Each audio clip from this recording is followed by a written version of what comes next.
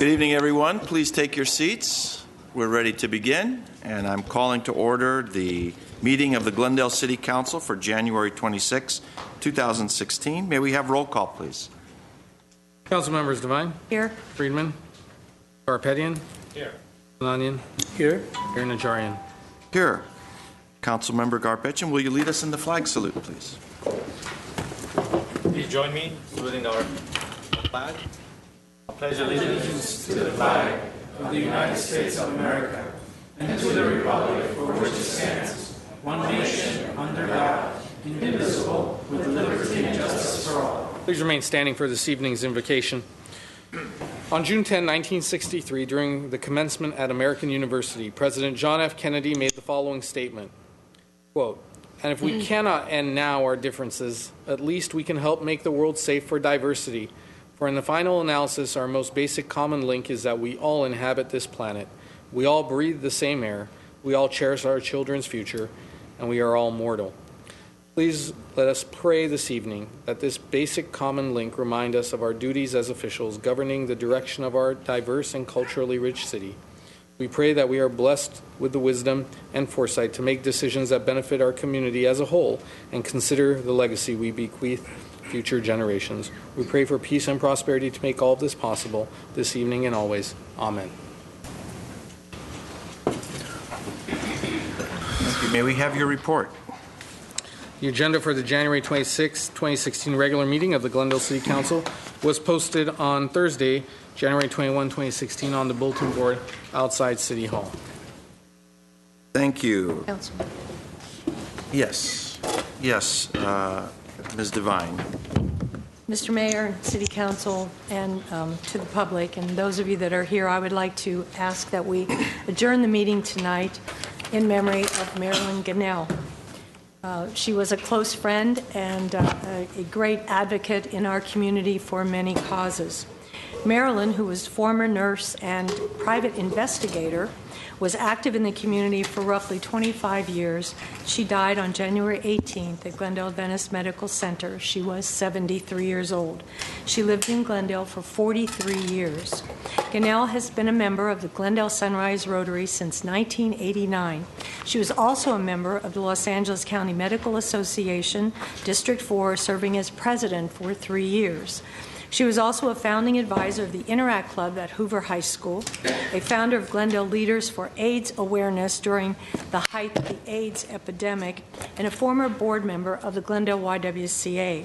In addition, she was involved in Glendale Youth Coalition, Glendale Human Relations, the Safe Place National Advisory Board, Committee for a Clean and Beautiful Glendale, Glendale Healthy Kids, Glendale Chamber, the Glendale Latino Association, and Glendale Healthier Community Coalition, which she was a member from 1996 to 2014. You can see that Marilyn was very active in our community.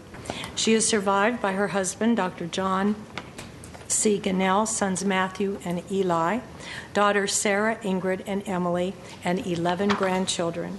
In lieu of flowers, donations can be made to the Marilyn Gunnell Fund at the Community Foundation of the Verdugos, 111 East Broadway, or the Marilyn Gunnell Legacy Fund, care of Patient Care Foundation, attention Joy Simmons, on Grand Boulevard in Los Angeles. Thank you, Mr. Mayor. Thank you. We will adjourn in her memory. And those of you at home watching the meeting are seeing history in the making. We are now closed captioned for those who have hearing difficulties or who just would like to turn down the television set and continue to monitor what's going on at the Glendale City Council. We are one of 3 cities in California that are currently doing this, and it's kudos to our team led by Tom Lorenz and our folks at GTV6 who make this a reality, and we hope that it's successful and enjoyed by all. Sometimes if we start talking too fast, you may see some hesitation in the transcription, but this is a step forward, and we should all be proud about that. And let's go to the next item, please. At 3 under presentation and appointments, at 3A is agenda preview for the meetings of Tuesday, February 2nd, 2016. Ms. Beers. Mayor Najarian, members of the City Council, for the February 2nd, 2016 meeting of the Housing Authority, we have no business agenda items. That afternoon, commencing at 3 p.m., we do have a joint meeting of the Glendale City Council and the Economic Development Corporation. We have 2 items. Director of Community Development. This is regarding the Glendale Arts fiscal year 2014-15 third and fourth quarter and year-end reports for the Alex Theater. And Director of Community Development. This is regarding the lease agreement between the City of Glendale Arts for commercial space located at 116 West California on the ground floor of the Orange Street Garage. That evening for the council meeting to commence at 6 p.m., we have a number of consent items. Fire Chief, this is our annual weed abatement program for 2016. General Manager of Glendale Water and Power, this is a contract award to Delta Air Quality Services, which is an affiliate of Montrose Air Quality Services, and this is to provide professional services for emission testing and continuous emission monitoring systems and quality assurance, verification, and technical services for the Grayson Power Plant. We also have Police Chief. This is regarding the alarm administration and the request to outsource that work. We have a few items under adoption of ordinances. One is relating to massage uses, and the other is relating to indigenous trees. Under action items, we have a number of items. We have General Manager of Glendale Water and Power, and this is repairs to unit numbers 8A and 8BC at the Grayson Power Plant. We have Chief of Police and CIO, recommendation to dispense with competitive bidding and award annual purchase order contract for maintenance of police equipment. We have one item under hearings, Director of Public Works. This is a conditional vacation of a portion of Honolulu Avenue, which is northwesterly of Rosemont Avenue. And that concludes my report, Mr. Mayor. Thank you very much. Next item, please. At 3B is the Mayor's commendation to City Hall student ambassadors, and Mr. Mayor and Council, I'll be making this presentation.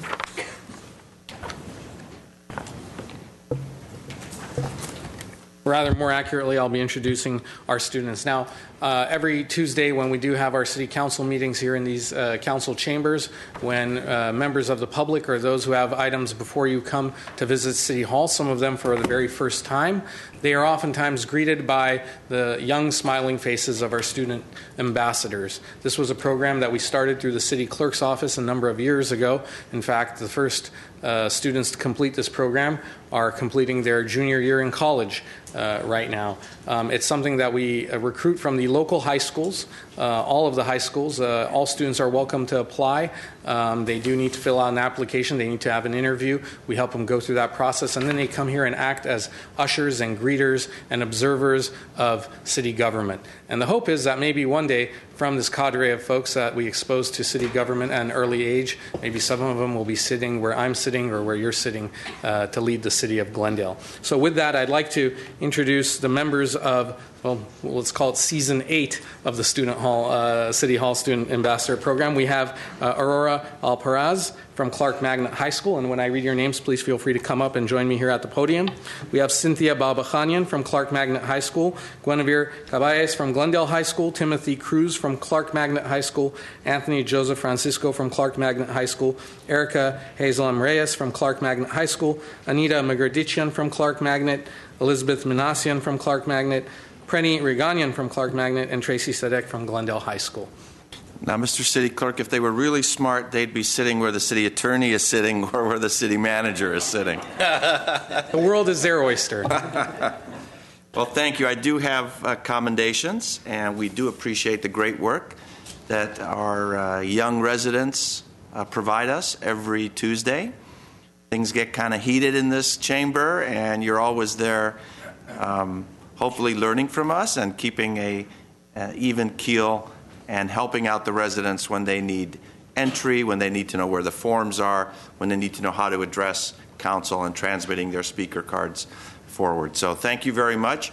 I will come down with you, Mr. City Clerk. Thank you. In fact, why don't we all go down? Thank you. And you can help me. Let me give some. If I can ask everyone in the audience to join me in giving these young men and women a big round of applause and thank them for their.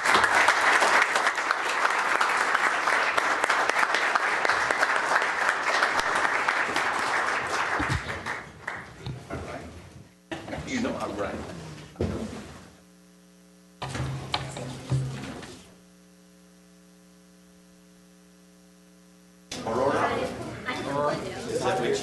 Are these alphabetical, Mr. Clerk? Aurora? Cynthia? Cynthia Babajania? Congratulations. Guinevere? Congratulations. You? Anthony? Alika? Anita? Elizabeth? Elizabeth? Penny? Congratulations. Tracy?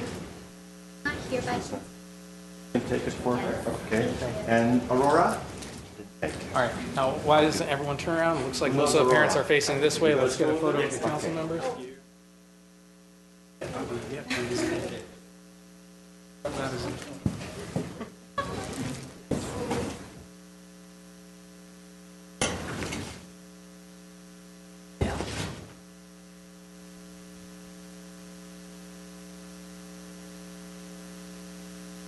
Thank you very much. Okay. Oh, wait, is there, well, we'll email you the, one more, all right.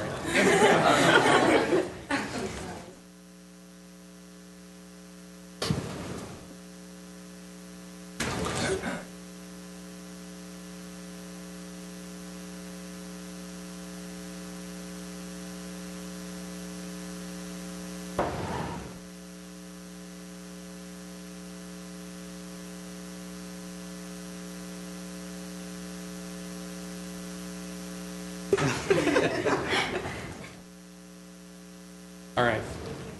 Thank you. Congratulations.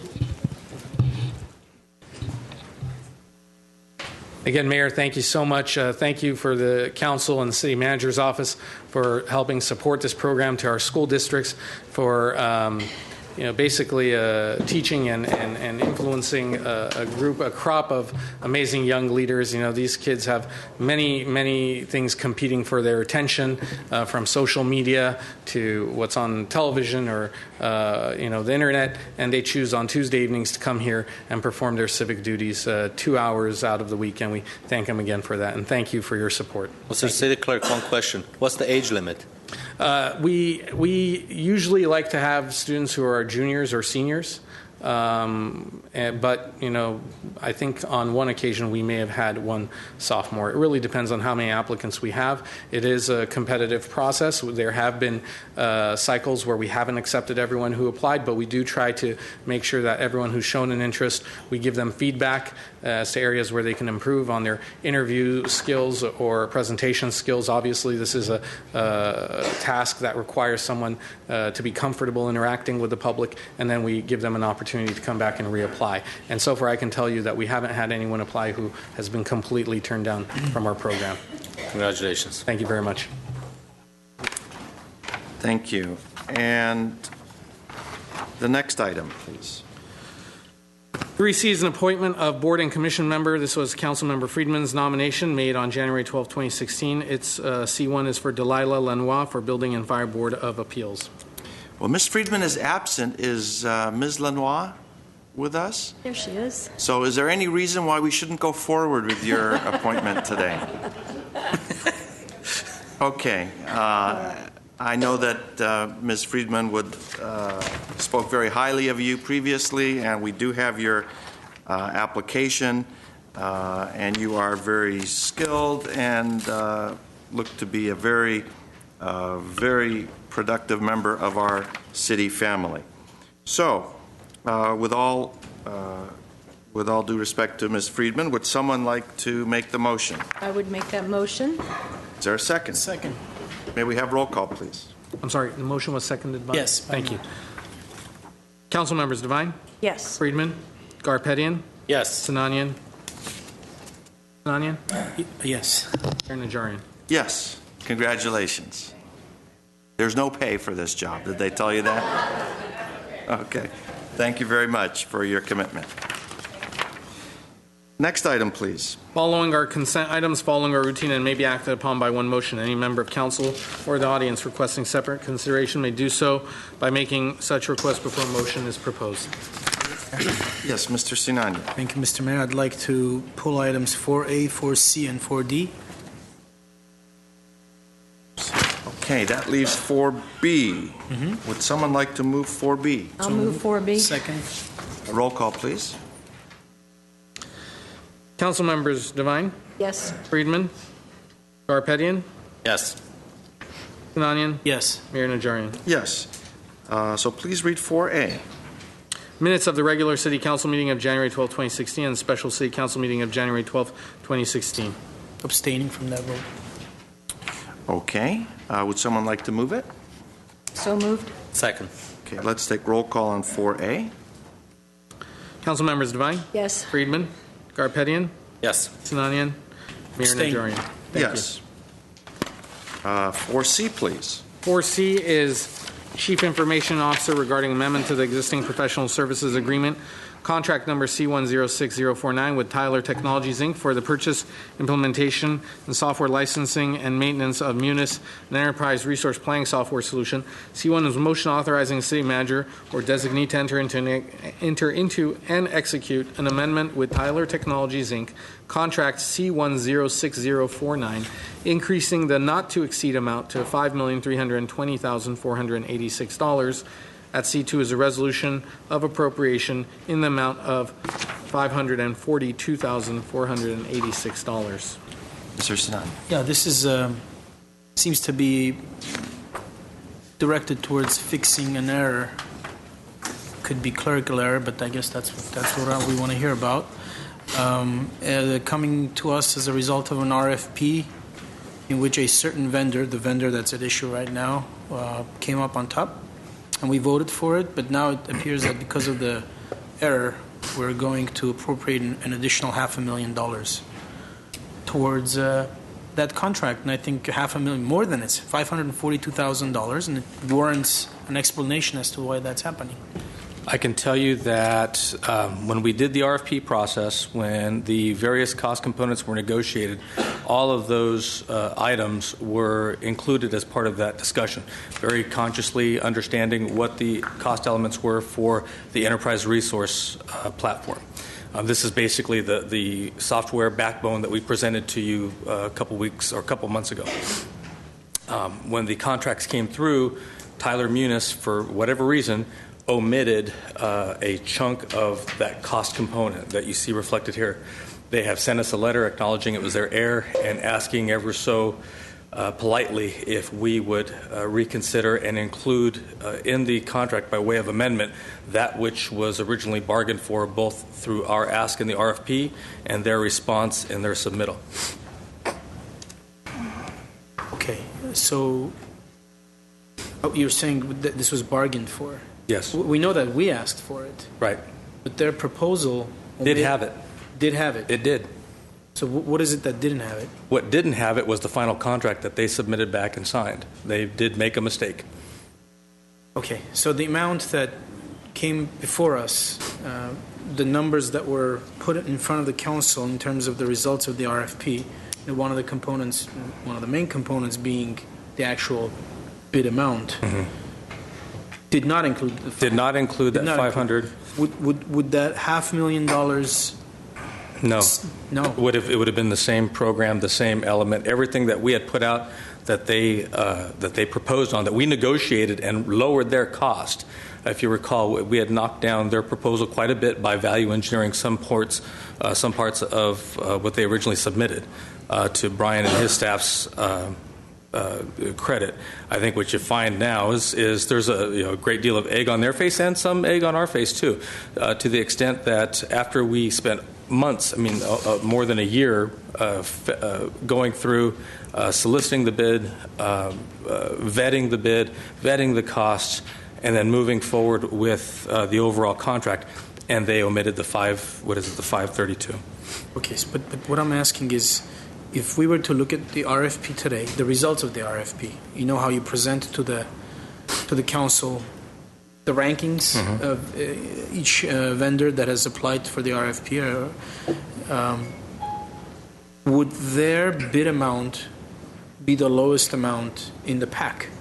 After we had negotiated with them, yes, because we did knock out a good chunk of their costs.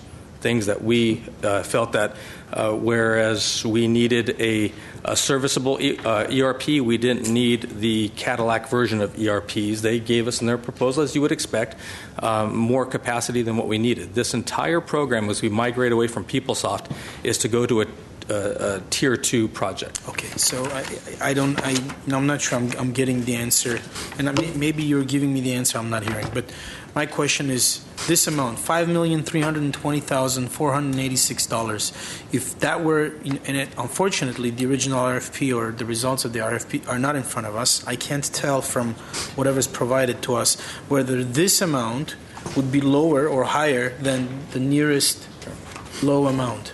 Can someone give me an answer and show it to me? That'd be very helpful. Mr. Mayor, members of council, Councilmember Sinanian, the original RFP results were based on the pricing submitted with the proposals to the RFP. The end result that we took to council in October, which was the $4.7 million original pricing, was based on negotiation that happened after that fact. Unfortunately, the error that happened is a simple really addition error. Going back through the 800-page contract and looking at the agreement between the city and the vendor, all of those services for all of those same pricing were included in that contract, but the not to exceed amount left off a couple of those services, unfortunately. The vendor has, from what they've stated, never made that mistake before.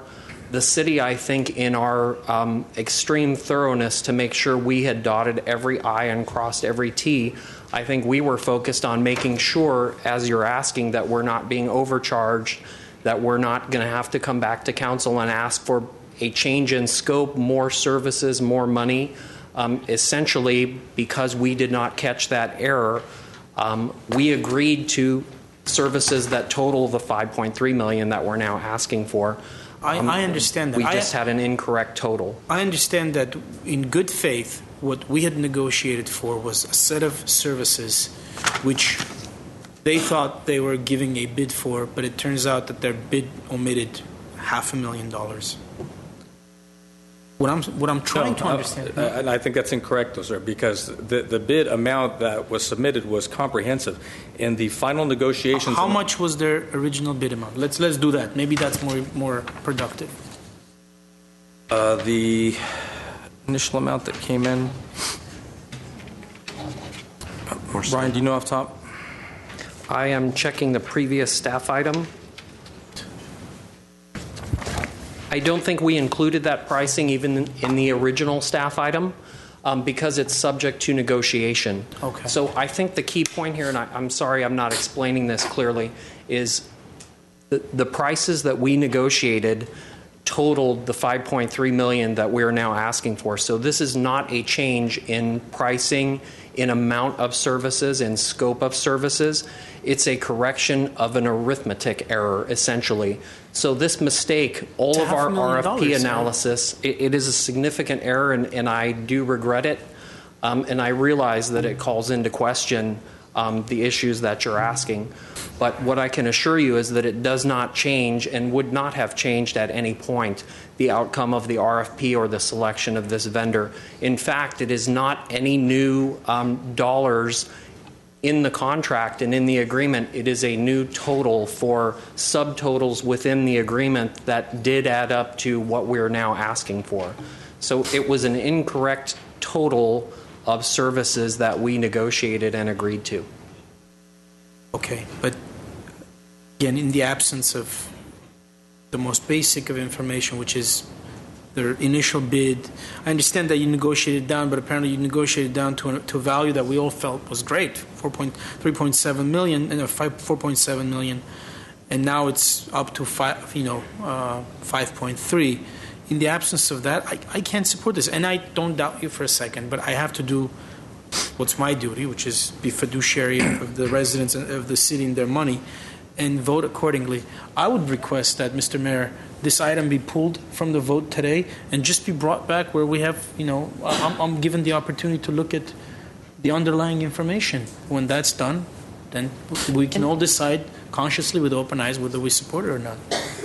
And can I ask a question? because this was left off of both, the city, our calculations and their calculation, was there any part of this that was negotiable after the fact? Like, could we say to them, look, this is a huge error. Can we negotiate on this whatever the requested increase? Councilmember Devine, we did have that discussion with the vendor as well as the consultant that is helping us with the project management, the implementation of this, which we have already begun. And in that case, because these services are strictly for personnel costs that Tyler, the vendor, would have to supply, the thought process is that the error is entirely on Tyler's part, and they're obligated to provide the services for the price that was originally approved by council. However, because those are labor costs, it's very important in this project that will span the city and that we will be changing business processes throughout the organization for the next 10 to 20 years, that we have the absolute best staff and extreme effort on the part of the vendor. So, as is addressed in the letter that they submitted, the agreement is we will make you whole on an inadvertent mistake, but we need to make sure that this partnership is as critical to you as it is to us. We do not want the vendor to take shortcuts to try to recoup a $500,000 loss due to their error.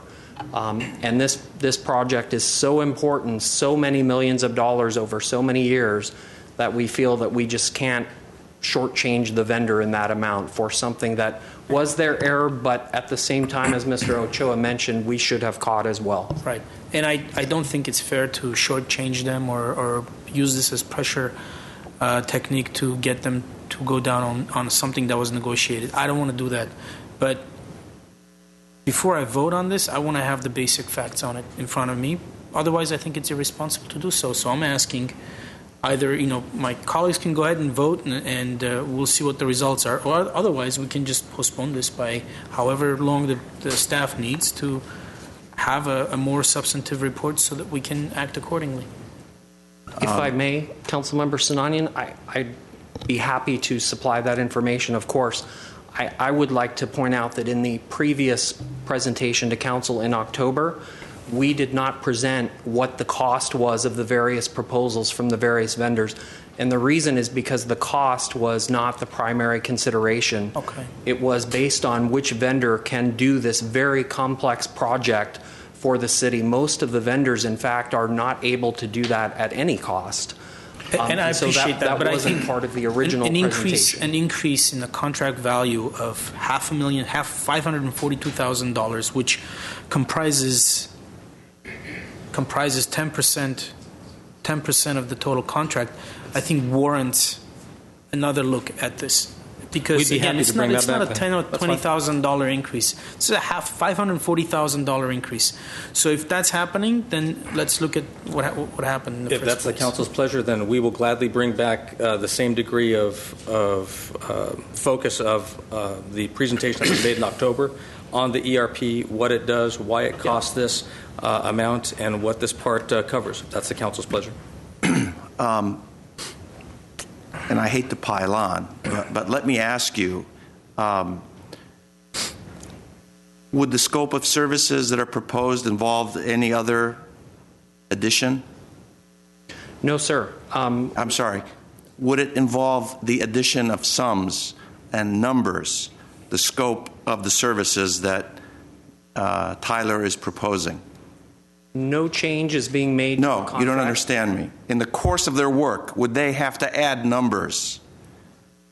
It is possible in a contract of this complexity. We do have. How about multiplication, which is even more difficult? And it calls somewhat rhetorical, but this is a very critical. It's a large sum of money. Yes. It's a very critical component of our city's functioning.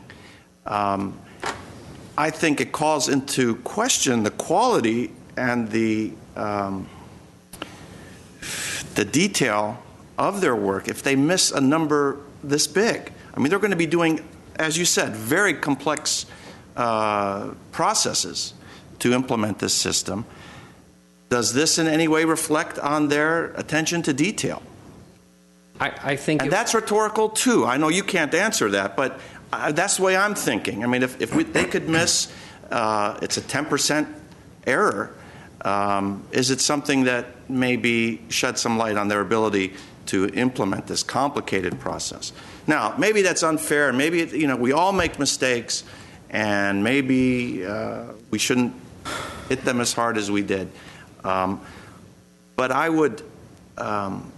we do have a speaker card, so we're not, before we get to anything, I would want them to know that this city is not one to just shrug off an error and say, oh, well, you made a mistake. We know you said you're sorry. But I think the scrutiny that Councilman Sinanian is requesting should be afforded. And they may very well get this amount, but I think they need to know that we're serious. We're not going to put up with mistakes because we've had problems with this system before, with the human soft and all the other stuff that we've had years and years back that predate you, and it's been a huge cost item for the city. We can't afford that. So we want them to know that from this point forward, we are going to be scrutinizing the accuracy of their work because it's important for all of us, for them, for us, and for future generations of administrative staff and residents. I do have a card from Bill Weissman.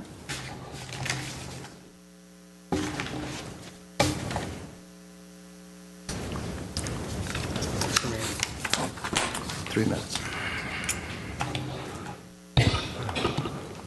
Good evening, Mr. Mayor, City Council members, city staff, and the public. My name is Bill Weissman from far north Glendale. And before I get started, let me just say that I'm glad to hear you asking the kinds of questions that you're asking, and you will probably see why as I read my prepared remarks. On October 13th, 2015, Sharon and I sat here in council chambers listening to Mr. Ganley's presentation on the Tyler Technologies Munis software and professional services procurement.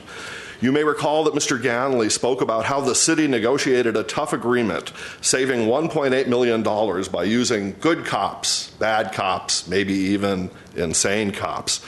Everyone behind the dais had a good laugh when that statement was made. Sharon and I were also here in the audience that night, and we were laughing too, except we were laughing for a different reason. Sharon and I, between us, have over 60 years' experience in computer systems and applications in both the public and private sector. We have both been involved in vendor evaluation and selection, procurement of commercial off-the-shelf software, professional services implementation, and administration. We were laughing because vendor negotiators always have a huge advantage over customer negotiators. Always. To believe otherwise is simply unrealistic. The vendor negotiators do this for a living, day after day, year after year, and they're supported by deep knowledge of their particular market niche. Typically, the city negotiators go years or decades between these negotiations, and they don't have that same deep knowledge. So I don't really think that Glendale saved $1.8 million on this procurement. It just means that Tyler Technologies set their asking price at least $1.8 million over the minimum amount they would be willing to accept. My suggestion for negotiating a tough agreement would be to make the vendor 100% liable for the cost of inadvertent omissions or clerical mistakes that are brought to light after binding agreements are signed when it is too late to back out of the deal. Now, maybe that's not feasible for various reasons, but it brings me to the next issue I want to discuss. $542,486 is not an inadvertent omission. It is not a clerical mistake. It's a hole big enough to drive an 18-wheeler through. The staff report says Tyler has accepted responsibility for the error. Really? The letter that I saw in the packet from Tyler to Mr. Ganley does not even contain the words responsible or responsibility or anything resembling them. Tyler's acceptance of responsibility is meaningless and worthless unless they actually do something as a result. My question to city staff, what specific and concrete actions are in process or planned by Tyler to address their acceptance of responsibility? Because if the answer is nothing, then Tyler's acceptance of responsibility is not worth the paper it's not printed on. Thank you, Mr. Wiseman. So, Mr. Sinanian and Mr. City Manager, what, in terms of timing, that's... We can come back next week.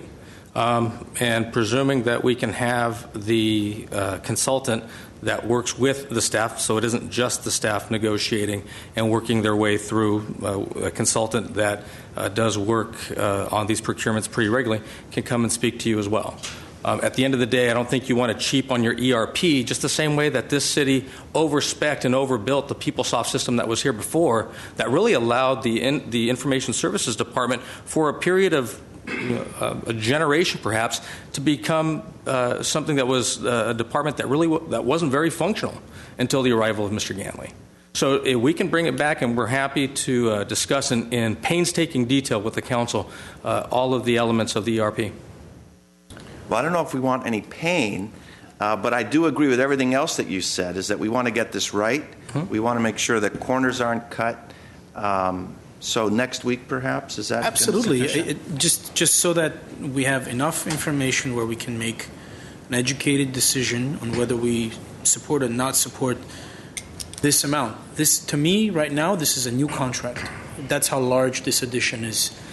And really, if Mr. Wiseman has a point of reference and given his past experience, I don't think any of us even have that. So now, this contract is even under more scrutiny at this point, as far as I'm concerned. So as much info as possible. How many companies responded to our RFP? I'm sorry, Councilmember. How many companies responded to our RFP? Let me look. I believe it was approximately a dozen. A dozen? I will double check that right now.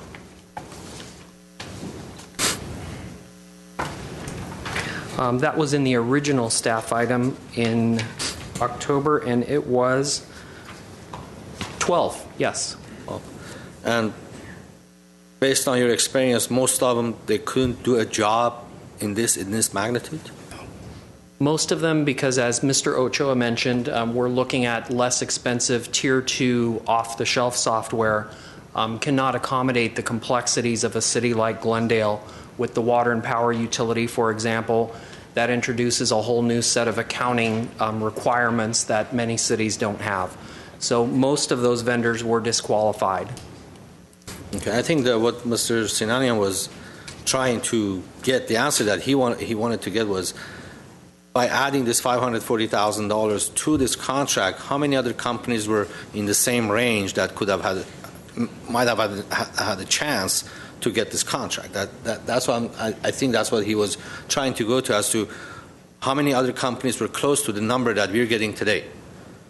Yes, sir. I understand. I regret that I don't have the dollars of the original proposals. It would not have changed the outcome, and I will definitely be happy to present that. But you may recall that from the proposal, we had gotten down to two that both had the capacity and the experience, and really at the end of the day, they were still competitive on the finance, on the cost side. And those were driven through a great deal of scrutiny from site visits to other cities that had implemented with them, a great deal of background checks that went there. So we pared it down to those top two, ultimately isolated on Tyler Munis. Okay. Okay. Mr. City Attorney, then if we want to bring this back next week, do we need a motion or just take it off? Just take it off calendar for now. Okay, so we'll take it back. We'll see you next week. Okay, thank you. Thank you. 4D, please. 4D is General Manager of Glendale Water and Power regarding request for proposal RFP for Power Island equipment for the Grayson Power Plant. D1 is a motion authorizing General Manager of Glendale Water and Power to issue a request for proposals RFP and to accept a letter of credit as a form of proposal security for the Power Island equipment for proposed repowering of the Grayson Power Plant. Mr. Mayor, members of the council, I'm here at your pleasure. Mr. Sinat. Want me to briefly go through I'd just a brief presentation? Like you, because this is a very significant step forward in the broader picture of what we're going to end up doing with Grayson. So I think this shouldn't really be a consent item. We should all hear, because there are consequences to this. This is like a movie. This is the prequel then there's going to be the actual movie, then there's going to be a sequel. We might want to know what we're getting into. So, Mr. Mayor, members of the council, tonight is a very preliminary step in what will ultimately be a critical decision for you to make somewhere down the road. Tonight's is simply to approve the RFP and allow us to put that out for competitive proposals to be taken in. There's no financial commitment at this point. There's no long-term commitment to the repowering of Grayson. But this is a very critical component of the repowering. This is the power generation equipment, the power island equipment. And this constitutes a significant portion of the overall project. So this is the actual engines that produce the electricity. There's 4 that we're proposing, 2 simple cycle, 2 combined cycle. We have a very detailed set of specifications for this. We anticipate we'll have very few bidders because there are very few companies worldwide who make this. In fact, we're pretty sure there's only going to be 2, maybe 3 at the most. And they are names that are extremely well known, very large multinational companies. We'll leave this RFP out for approximately 90 days, and then we'll take proposals in. At the time we take those proposals in, we'll vet those over a short period of time. Hopefully it doesn't take us much longer than 4 to 6 weeks. And then the next step is we'll come back to you and say we are recommending company ABC as the one who are most responsive to the proposal, and we'd ask your approval to enter into exclusive negotiations with that company. Again, no commitment other than to enter into negotiations. Regardless of the cost that they propose, we always feel that we can get a better price. Now, whether that's on the ultimate purchase of the equipment all the way down to the deposit for the equipment, the terms and the guarantees that the equipment that we're purchasing not only meets our specifications, but also meet the air quality requirements of Southern California, which is a critical component. At that point in time, we would come back to you then and say we have negotiated, assuming we negotiate successfully, and give you what we think is the best price for that equipment. What is that engineer's estimate on that equipment? Today, it's about $150 million. We, at that point, would then ask you to approve what we call the limited notice to proceed, which is simply for us to put a deposit on the equipment, because the next critical step is that equipment has to be permitted by the South Coast Air Quality Management District. There's no way we want to make a full $150 million commitment without a permit. So we'll put a deposit down on the equipment, and then we will submit to AQMD for our permit. AQMD will not even take our application unless we have some level of ownership of the equipment. A bit convoluted, but they will not even talk to us until we can show them some proof of ownership. The application for what? For the air quality permits. For the repowering of the plant and the running of those engines. Okay, so in other words, does that mean that unless we engage in some form of purchase or leasehold or I mean ownership, you keep saying ownership, so is the deposit. The deposit. So unless we have a deposit there, we can't even get into it with the AQMD. That's correct. We would not be able to. Which is a no-starter for the repowering. Correct. And vice versa. Correct. So that deposit, our estimate today is somewhere between $4 to $6 million, which is less than 5% of the total price. That, too, is negotiable, and we plan to try to negotiate that to the lowest number we possibly can. But that would be our commitment at that point. We would then go into that 12 to 18-month process of getting the permit. Once that's done, we could come back to you and say we were successful in getting the permit, and now here comes the big decision. Do you want to move forward? Do you want to commit to buying the equipment, building the rest of the plant, and completing the repower? And you're looking at somewhere about, I'm going to say, early 2018 when that decision would come. We'll keep you posted. Our schedule's moved a little bit, but we've got this thing still running pretty much on schedule. So there's a lot of time in between. There's it would be at least till September of this year that we would make what I would call the commitment to the exclusive negotiation, and probably not until spring of next year that you would have to make a commitment on the deposit part of it. And the deposit would be approximately how much? $4 to $6 million, but we're hoping to negotiate an even better price than that. I can't guarantee that, but that's our engineer's estimate at this point, and that is a little bit more than an engineer's estimate. That's some of the feedback we get from the manufacturers. And that would be the first point at which we can, I mean, it's not that we can. We will need to make a decision, a $4.5 million decision, whether repowering Grayson is something we want to move forward to, because once that money is deposited, it's deposited. Well, that's the deposit. Again, you haven't made the full commitment because you're talking of hundreds of millions of dollars to do the repower. I'm saying it's a $4.5 million It is nothing to sniff at. You could put it on hold at that point. You could decide not to go forward and have us come back with the alternatives again. Those we've proposed to you in the IRP, but you have a lot of flexibility. We've tried to keep the decision points as open as possible so you don't feel that you're being backed into a corner on this. There is some expenditures that have to be made. That's for us to do our due diligence to determine whether or not this is even a viable project, whether that site's viable for all of the environmental and other reasons. So there is some expenditure that has to be made, but we are no means trying to back you into a corner, kind of taking a bit of baby steps on these things so that we have more time to vet them out and see where we're at before you make what is a significant, as we've said before, the largest public works project, I mean public works in the general sense, the city's ever undertaken. We don't want that to be taken lightly or without as much information as you need.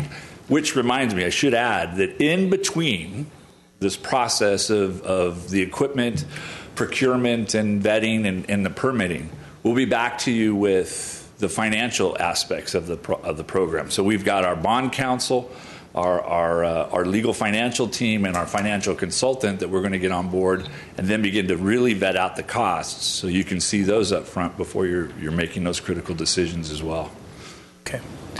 Thank you, Mr. Zern. And I just wanted to make sure that our audience understood that this was the first step towards basically making this decision of repowering Grayson. I know that the next step is not the full decision of repowering Grayson, but again, the next step is a monetary commitment, a large monetary commitment. So since there are very conflicting opinions out there about whether we should remain in the electricity generating business and whether it's going to be worth our while to incur the expense and the bonds and everything associated with it to repower Grayson, that we're taking this step. It's not the money step yet, but that's coming too. Can I make a comment? Ms. Devine? I've always felt that this is kind of like putting the horse or the cart before the horse, because we're having to lay down $4 million in order to get a permit. And then if we decide not to go with Grayson upgrade, then we lose the $4 million. Is there a rationale that the AQMD does not allow us to get a permit without doing this, without taking this $4 million step? Because it seems like that would be so much more intelligent. Councilmember Devine, I wish I could answer that. And you are right, it is the cart before the horse. We had even looked at, and we have staff and consultants that have experience. What if we know there's two pieces of equipment? There's two possible pieces of equipment. Why don't we give you an application for both? We know what they are. They're on the market. They're very well known. They're used in other entities. They've been through AQMD before. Can we give you those? We'll give you the specifications and the whole bit. No. We want you to make some sort of a commitment before we make that commitment, because we're not going to go through this whole process for you, City of Glendale or City of whoever or utility would, and do this only to have you say, oh, we changed our mind. Now we want that other piece of equipment. Or we're going to go for the smaller piece. Can we do this again? So it is counterintuitive a bit. It was to me when they first presented it. I mean, this should be something that's rolled into I would think, to the actual construction as you procure not only the equipment, but also the construction and all the permits that go with it. But unfortunately, it doesn't work quite that way. And if for any reason, this equipment doesn't fit what the air quality standards are for the district, we don't want to have ourselves committed too far along the line, although we've put into the contract guarantees and performance bonds or performance measures to make sure that does happen. And the two companies, quite frankly, that we think are going to propose, actually the three, they've all procured AQMD permits in the past. Their equipment is operating to the east and the west and the north and south of us right now. So. I mean, this permit process is a very complex process, and correct. They want you to have some skin in the game, and for them not to waste their time as well.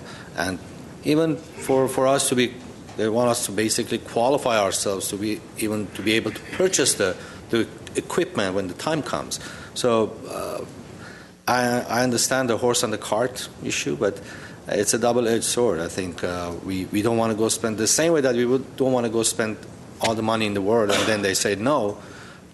On the other side, they want to make sure that we can do this project by getting a letter of commitment and putting a deposit down to look at our application. So I think it is what it is.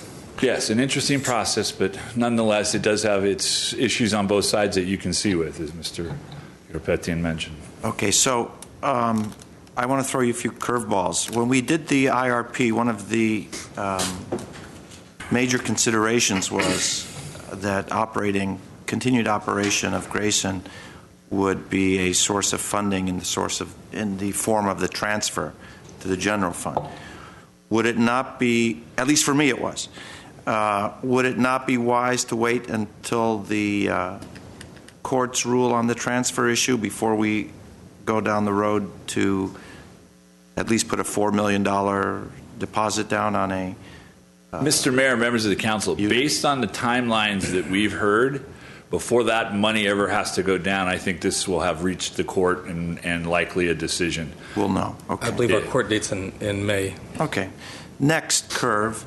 In light of the methane leaks at Porter Ranch, do you anticipate AQMD tightening their air pollution standards at all for the basin and making it even tougher to get permits for the operation of, as you said, working and power plants, power units that have performed well in the past, but due to perhaps a tightening of the regulations now be out of compliance? Mr. Mayor, members of the council, I don't anticipate that those two issues are going to be put together. I think, to be really honest with you, I'm not sure how much tighter your standards can be for electrical generation in the South Coast Air Quality Management District. I mean, even in the state of California, there are agencies who have much more flexibility. They are going to make this very, very tight for us. And the basin itself, we are going to have to contribute something to the basin itself as part of this permitting process. And that's somehow either cash or project-wise something that helps improve the basin as well. And so, believe me, the AQMD has this pretty well mapped out, but I don't anticipate seeing those two put together. Okay, thank you. So 4D, we have, if there's no other comments? No comments. I'll move the item. Motion, is there a second? Second. Okay, roll call, please. Council members Devine, Yes. Friedman, Garpetian, Yes. Sinanian, Yes. Mayor Najarian. Yes. Next item, please. Item 5 is City Council and staff comments. I'd like to lead off, if I may, and it's also a request that we adjourn in memory of 2 Glendale City employees who were victims of the January 26, 2005 Metrolink train accident. We are now at the 11th anniversary of the Metrolink accident. Those that remember, those that were not aware, should know that at 6:03 a.m., a southbound Metrolink commuter train collided with a sport utility vehicle that had been abandoned on the tracks immediately south of the Chevy Chase Drive grade crossing, just across from the Costco retail store on the LA-Glendale boundary. The train jackknifed and struck trains on either side of it. One was a Union Pacific freight train, which was parked, and the other was a northbound Metrolink train traveling in the opposite direction that just happened to be at the wrong time at the wrong place. The chain reaction collision resulted in the deaths of 11 people. 2 of our employees lost their lives that day, Elizabeth Hill and Scott McKeown. It is one of the deadliest in Metrolink history. This was entirely caused by a deranged individual who sought to intentionally derail the Metrolink train. He drove onto the tracks, doused his Jeep with gasoline, intending to create a fiery crash that would gather and garner sympathy for him from his estranged wife or girlfriend. He was later convicted of 11 counts of murder and is currently serving time in state prison. After the accident, Metrolink undertook efforts to make their train cars much safer in terms of crash energy management zones, seats that are facing to the rear, tables that break away on the inside, as well as positive train control, which is a GPS-based system that prevents trains from hitting others on the same track. So I would request that we adjourn tonight's meeting, in addition to Marilyn Gunnell's, in the memory of Elizabeth Hill and Scott McKeon. Thank you. Council comments. Mr. Mayor? Thank you. Ms. Devine. I would like to mention a couple of incidences that have occurred in our city recently and not so recently, which have to do with our Glendale Police Department taking part in the tactical medical training. A lot of times our Glendale Police Department is the first responder at the scenes of incidents involving life-threatening injuries. Just recently we had one at the Americana. There was a stabbing. And 2 years ago we had a young child fall 2 stories out of a window.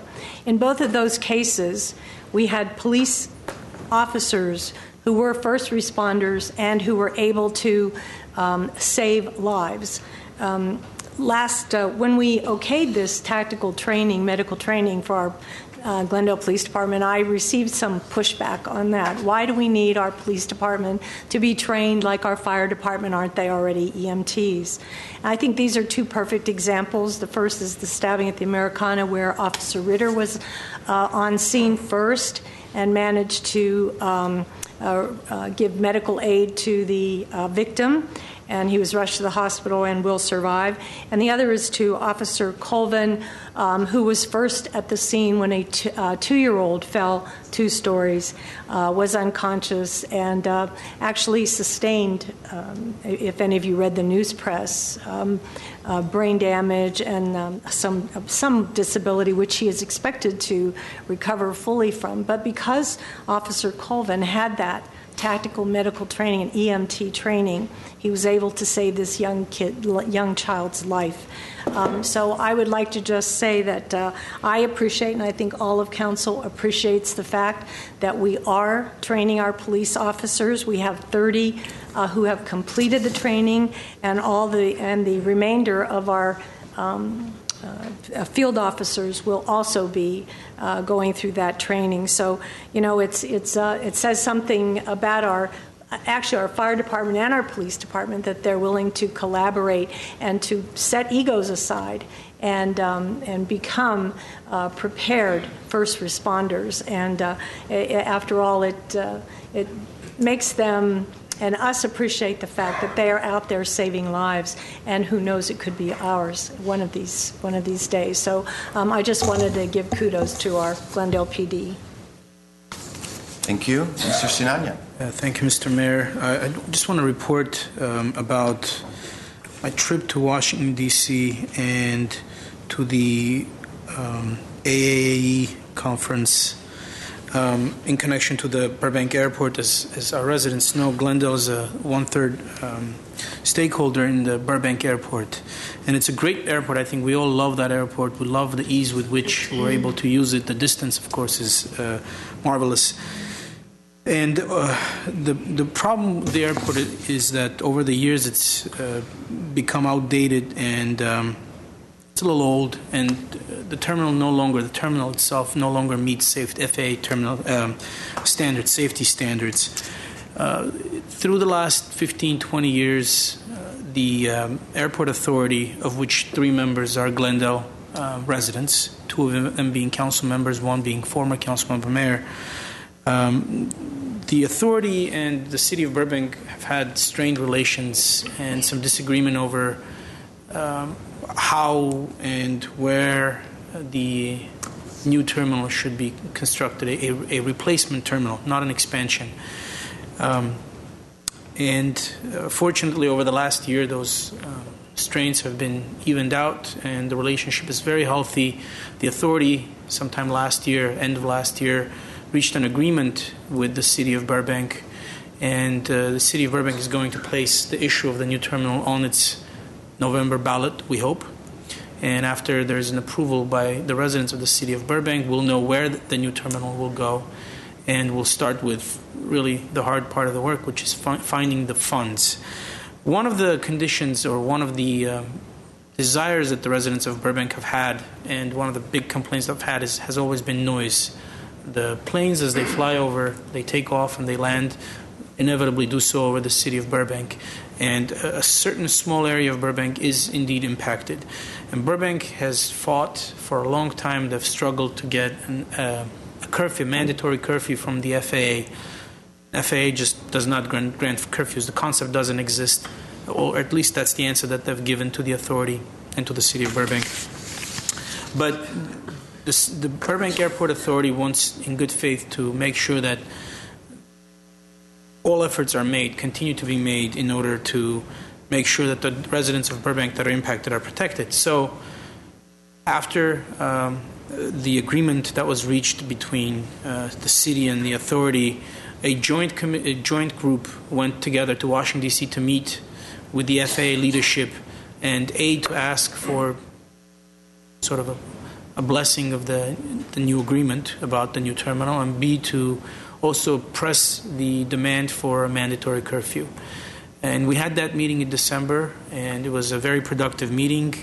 FAA was non-committal, not surprisingly, but this trip goes a long way towards pursuing the goal of having a new, better designed, safer terminal at the Burbank Airport.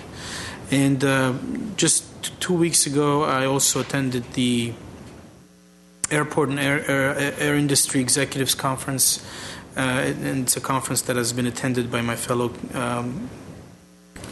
council members in the past, where the industry leaders meet and talk about all those things that are sort of developing in the industry, and all those things that pertain to Burbank Airport, whether it's security, funding, competition for airlines, new technologies. And it was a very productive conference, and I'm sure that our airport, as well as the residents of Glendale, will greatly benefit from it. I do want to talk about two other things with your permission, Mr. Mayor. Thank you. About 3 weeks ago, KPCC had a report on the city of Los Angeles offering 50-gallon barrels to collect rainwater as the rain falls. We're being told that we're soon going to confront a major El Nino, and it's supposed to rain a lot. We're still waiting, but it would be nice to collect some of that water in these huge barrels, as is intended by this plan that the city of LA has introduced. And the water can be used for simple things like flowering your plants and your orchards. The city of City of Los Angeles went so far as to just give out 1,000 of these barrels, and they somehow got the company of Coca-Cola to donate the barrels, which was very nice. Didn't cost the city anything. And they announced a $75 rebate for anyone that's willing to purchase the barrels from a store, and I guess they would have to have their receipts. Can we look? I'd like to ask staff to look into something like this, because I think it's a very healthy program. It's very ecologically friendly, and all this water is going to come down. Why not make best use of it? So, if I can get a second from Sure. So we have a second. Thank you. And my second question is also a request from staff to prepare a report on the needs for housing of the developmentally disabled in the city of Glendale. Currently, we have approximately 65 units that are dedicated to the developmentally disabled. And given the size of our city, I think it's a very small stock of housing, very small. And the 5 categories that make up developmentally disabled persons is broad enough where it includes a much larger group of individuals current residents of Glendale. And these individuals really have physical needs that cannot be addressed by anything other than housing that's dedicated for them specifically. So I would like for staff to prepare some kind of a report as to where we are and where we're moving forward. I mean, I'm sure if we look at the totality of the issue, we can come up with creative solutions, such as perhaps dedicating certain units or a certain percentage, a small percentage of units as they become available for low-income housing, specifically for developmentally disabled. So if I can get a second from staff, from my fellow council members. I'll second that. Thank you. That's all I have. Thank you, Mr. Mayor. Thank you. Mr. Garbage. Yes, Mr. Mayor. Yes, I would like to ask our Parks Department to take a look at the Montrose Shopping Park area on Honolulu, the landscaping area, especially on 2200 and 2300 block, Ocean View and Honolulu. I was there the other night. I paid a little bit more attention to it. I took some pictures. All the landscaping, the drought-tolerant landscaping is dead. The composed granite, I don't know, it doesn't look good at all to me. I think we need some kind of a greenery there. I spoke to merchants. They all wanted the grass back, let me put it that way. But knowing what's going on with the state and the mandates that they have on the city and our obligations, I know that's a little bit tough to do, but maybe we can look into low water ground covers or native California suds. I mean, I know I asked the staff that you provided me a report, which this is coming back in February most probably, and I'm just asking to take a look at it and see. We need some greenery there. This is too desert looking right now. It doesn't belong to Montrose, and that's one of the things. The other issue, I was at Brand Park the other day. Mr. Brand's gravesite, the cemetery. We need to take a look at it and need some more maintenance maybe when we have all the items that the lighting and everything we're doing over there, and our crews go there to maintain the park. Maybe we can take a look at that as well. I think it's well deserved. Also, on January 5th of this month, January 5th of this year, 2016, the Los Angeles County Board of Supervisors adopted an initiative proclaiming January as Homeowners Exemption Awareness Month. And I was asked by our assessor, Jeffrey Prank, to have a resolution passed, but because it came to me a little bit late and we didn't have enough meetings this month, I was not able to do that. So I wanted to maybe get the council to show our support for this resolution, because this is about tax exemption. Awareness Month is intended to encourage homeowners to apply for homeowners exemption, because there is an exemption that will help you on your property taxes, and tens of thousands of people, they don't even know about it and they don't file for it. So this is just personally, I'm supporting this resolution, and it was too late for me to bring it up. I apologize, but I think if you can get the support from our council, I would really appreciate that. Yeah, my support. That's all I have for tonight, Mr. Mayor. Thank you. Okay. Thank you. Anything from staff? All right, let's move on to the next item. Mr. Mayor and Council, the next item under item 6 is community event announcements. This is a portion reserved for 3-minute announcements about events taking place in our community. Okay, Roberta Medford and Matt Ganji, followed by Steve O'Brien. Greetings, Mayor, council members, city staff, and audience. I'm Roberta Medford, and I'm here representing the Glendale Beautiful, and I'm Matt Ganji, representing Glendale Beautiful as well. We're here to announce for the first time this year's upcoming Arbor Day celebration. It is March 1st, and it's at the Casa Adobe, which Glendale Beautiful provides the volunteer docents for. We usually have a very good turnout of city council and other officials and city staff. So we want you to get this on your calendar and hope to see all of you there. It's a lovely event. As far as Arbor Day, this is a chance for anyone really to donate a tree for $45, and it can be in memory or in honor of a loved one.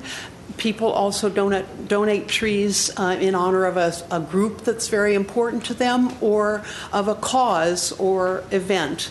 So it has a lot of opportunity for people to commemorate something that's very important to them.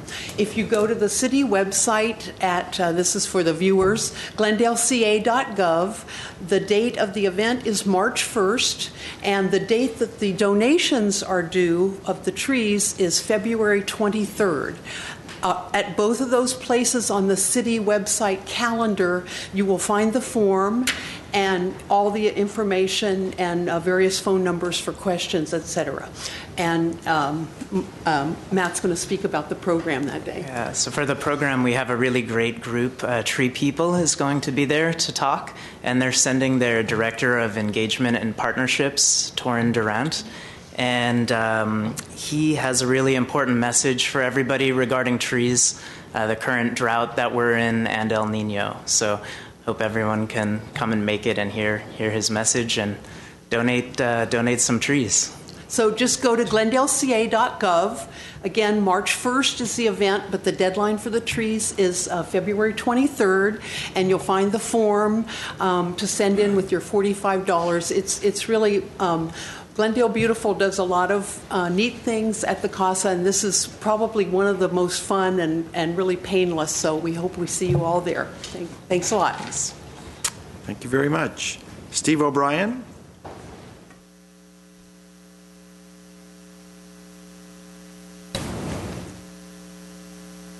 Hi, everyone. My name is Steve O'Brien. I'm president of the Verdugo Woodlands Dads Club, and this is Buzz Hayes.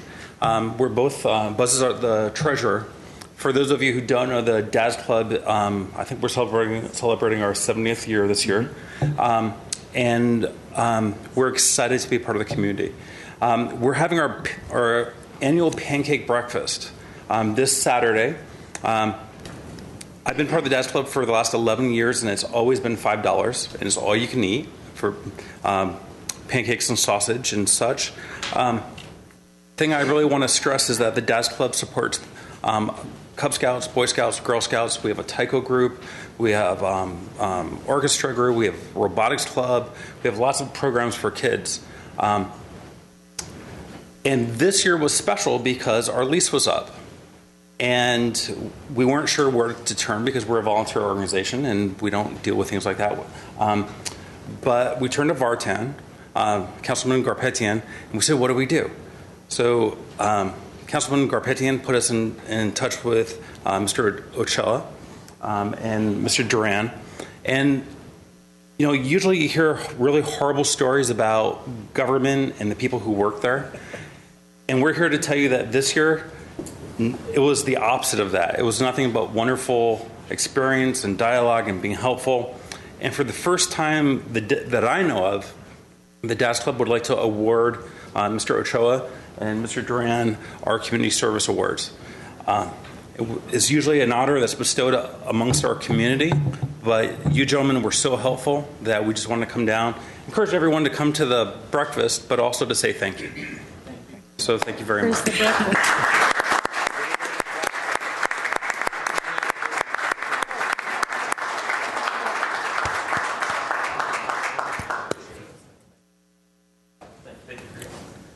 Thank you.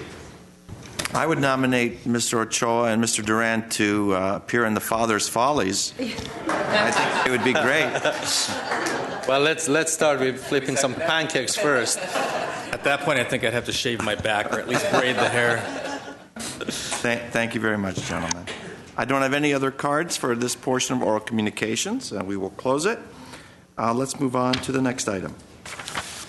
Under item 7, which is adoption of ordinances, 7A is authorizing the execution of the wireless communication facility lease agreement between the City of Glendale and Los Angeles SMSA Limited Partnership DBA Verizon Wireless at 3200 East Glen Oaks Boulevard. That is 7A. Thank you. Mr. Ochoa? Yes, sir. These matters, this matter in particular was heard last week. It was introduced, and at this point we're looking for council support for this cellular array up at the Lower Shoal Canyon ball fields. Okay, I have several cards. John Van Rossum, followed by Lisa Desmond. Is Mr. Van Rossum here? Hi. I will reserve my time for any questions after we're all done. Okay. The consultant. Oh, I see. I got you.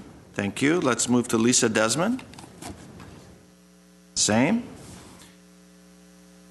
William Desmond. That's you, sir. Okay. Tony Passarella. Followed by Nana Stepanian.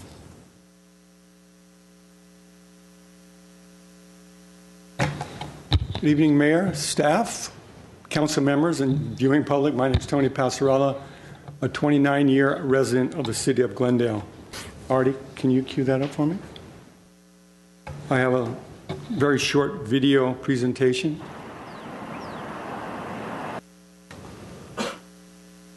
This is Babe Herman Little League Field, a cell tower out in center field. And we're going to measure microwave radiation.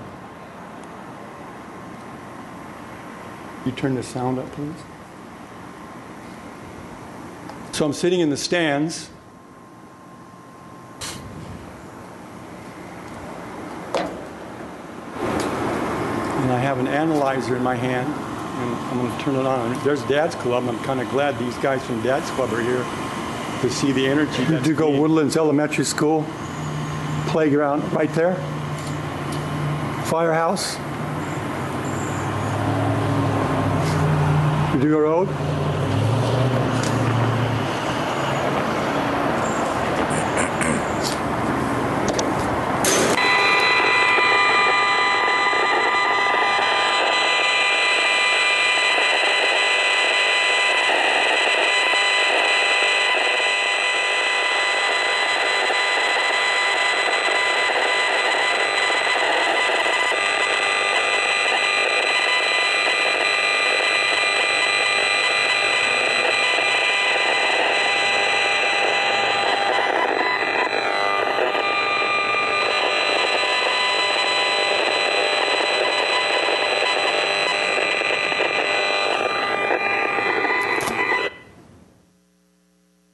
Okay, you can't see it. You can't see the microwaves going through your body,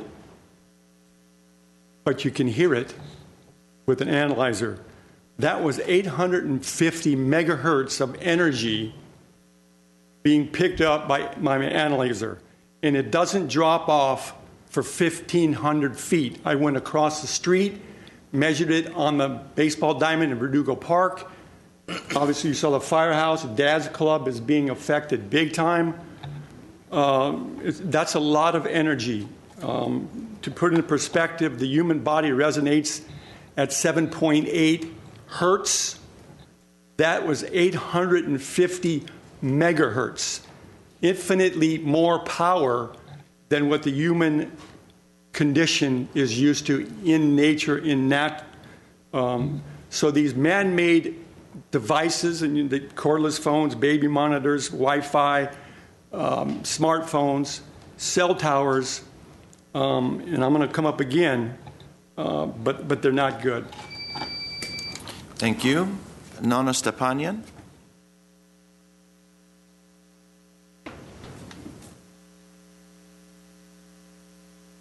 Good evening, everyone. My name is Nona Stepanian. I reside in Glendale, and I'm urging you to deny the installation of the cell tower at Fremont Park. The cell tower is proposed to be built in the heart of our neighborhood and in close proximity to homes. The installation of cell tower will invite more telecommunication companies to collocate their antennas to the tower in the future. The cell tower and antennas will attract potential noise nuisances, fire, and fall hazard in a very busy park surrounded by many houses and in close proximity to at least 2 schools. There should be no place for any cell tower in such a highly populated area.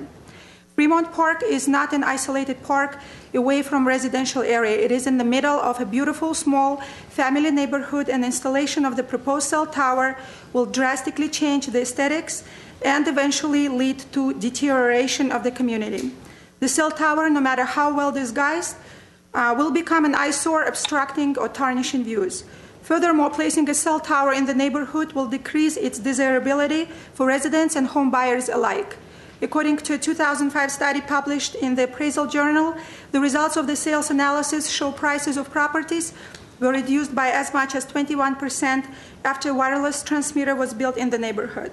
FCC deems the levels of radio frequency radiation, which are deems safe the levels of radio frequency radiation, which are 10 to 5,000 times higher than the maximum safety levels accepted by most other countries. Children exposed to electromagnetic fields are especially vulnerable. While the Telecommunication Act of 1996 prohibits challenges of undesirable health effects, communities in the United States have banned and are banning cell towers near schools because of the hazards they pose to children. Children are at greater risk due to their thinner skulls and rapid rate of growth. The current exposure standards are based on 1993 unrealistic short-term studies on adults. They do not take into account recent scientific findings. The 10-year German study of 2004, the influence of being physically near a cell phone transmitter mast on the incidence of cancer, revealed that living within 400 meters, which is 1,315 feet, of a cell tower increased the risk of developing cancer by 300% in general population and 900% among women alone. In fact, the more recent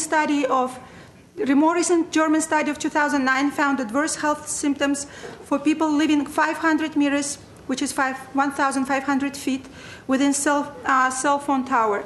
The Israeli study of 2004 found that people living within 1,150 feet of cell towers are 4.15 times more likely to develop cancer. Needless to say, the risks appear higher for children. Hundreds of children live within close proximity to the proposed site.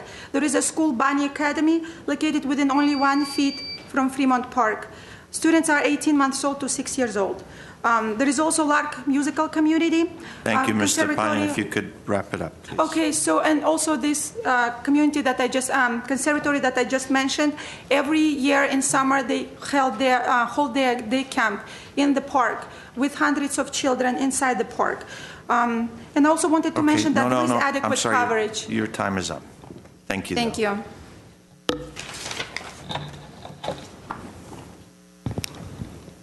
Mr. City Attorney, assuming everything that the speakers say are true about the health hazards, do we have the discretion to deny the placement of a cell tower based on health issues alone? Mr. Mayor, members of the council, as you know, with respect to our ordinance, for example, as long as the installation complies with the FCC RF standards, we're required to approve that when it's a permit. We do have, this is an ordinance to lease our property, so there's a wider latitude there legally if the council chose to go down that route.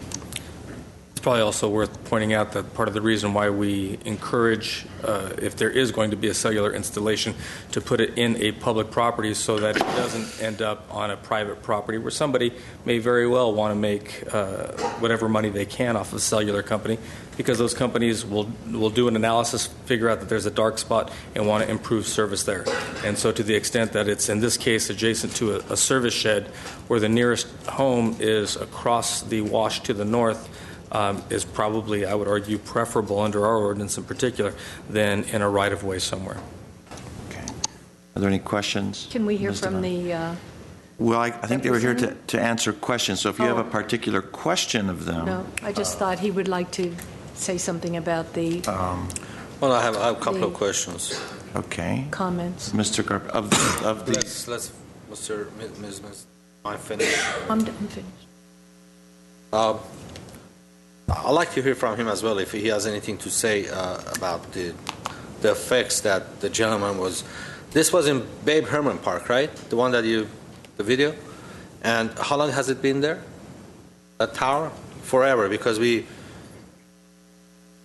Good evening, Mayor Najarian, members of council. Councilmember Garpetian, that particular tower at Babe Herman has been in place since 1995. It's been there for 20 years.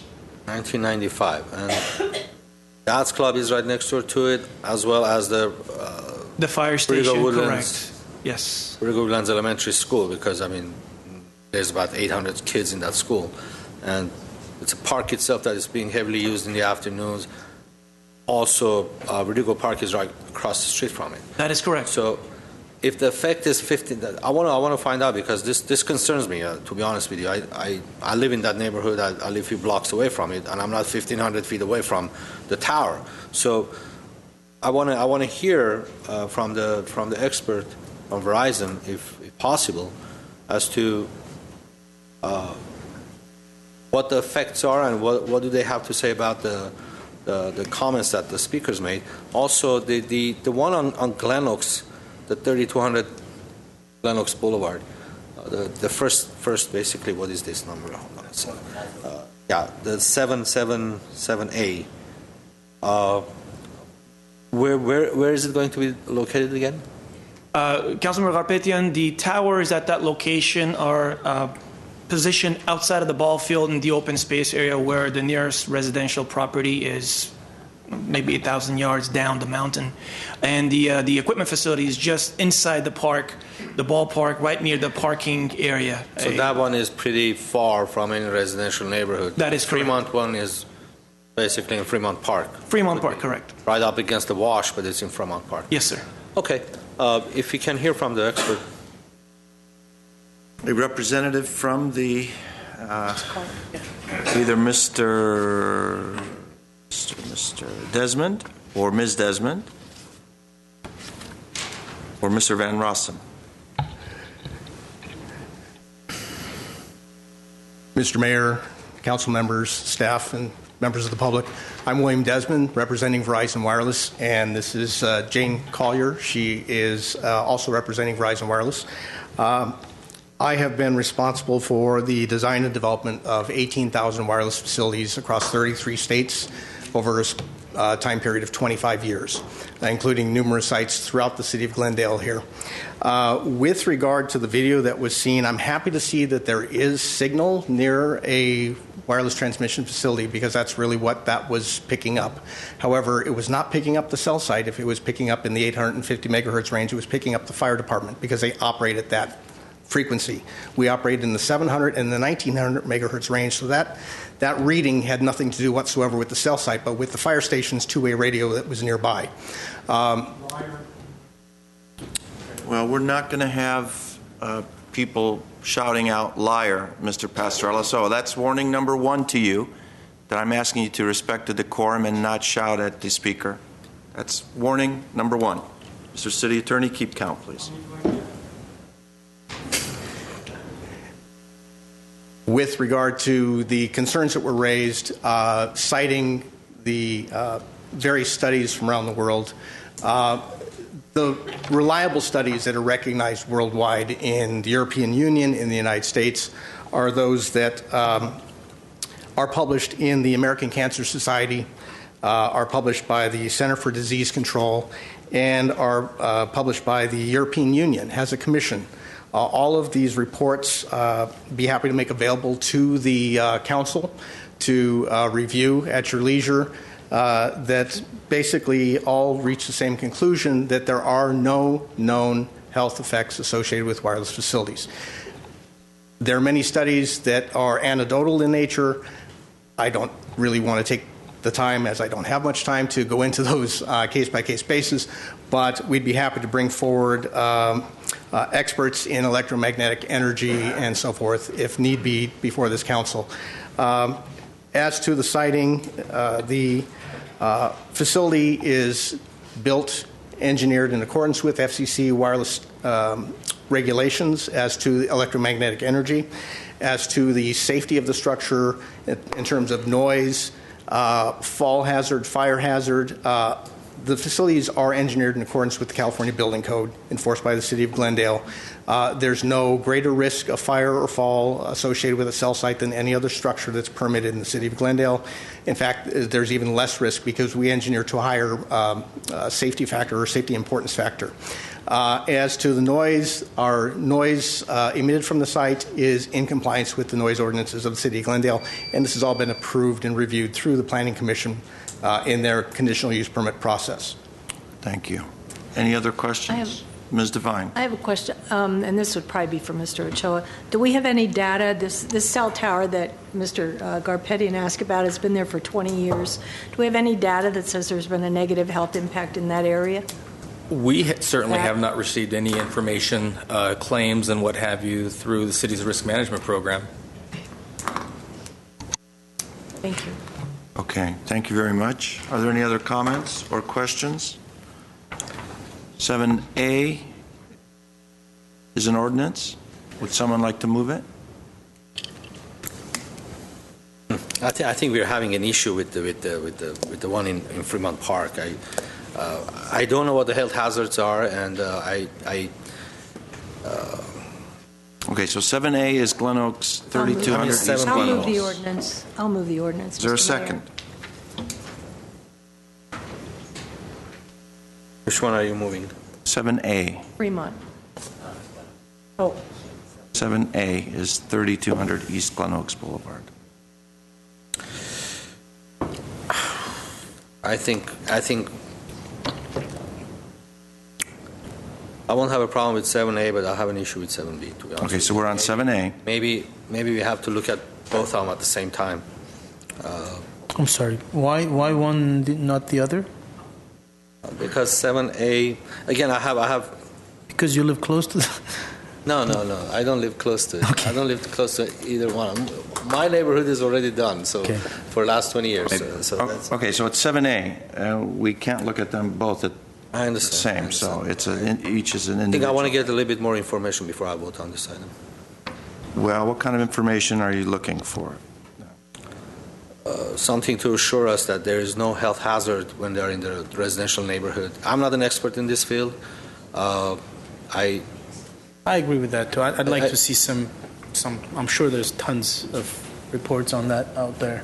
My expectation is that you'll get tons of reports from both sides and ultimately still have to make a decision.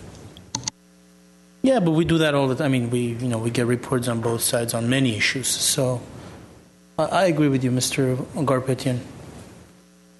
Okay.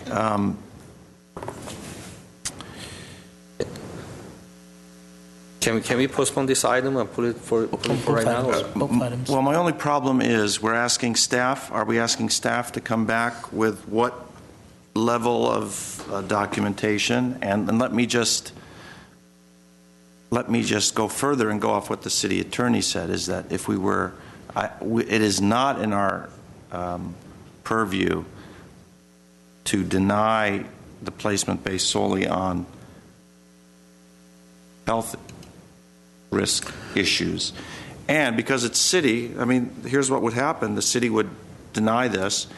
Verizon would go to a neighbor or to a private property owner, and I believe the going rate's about $3,000 a month for siting it.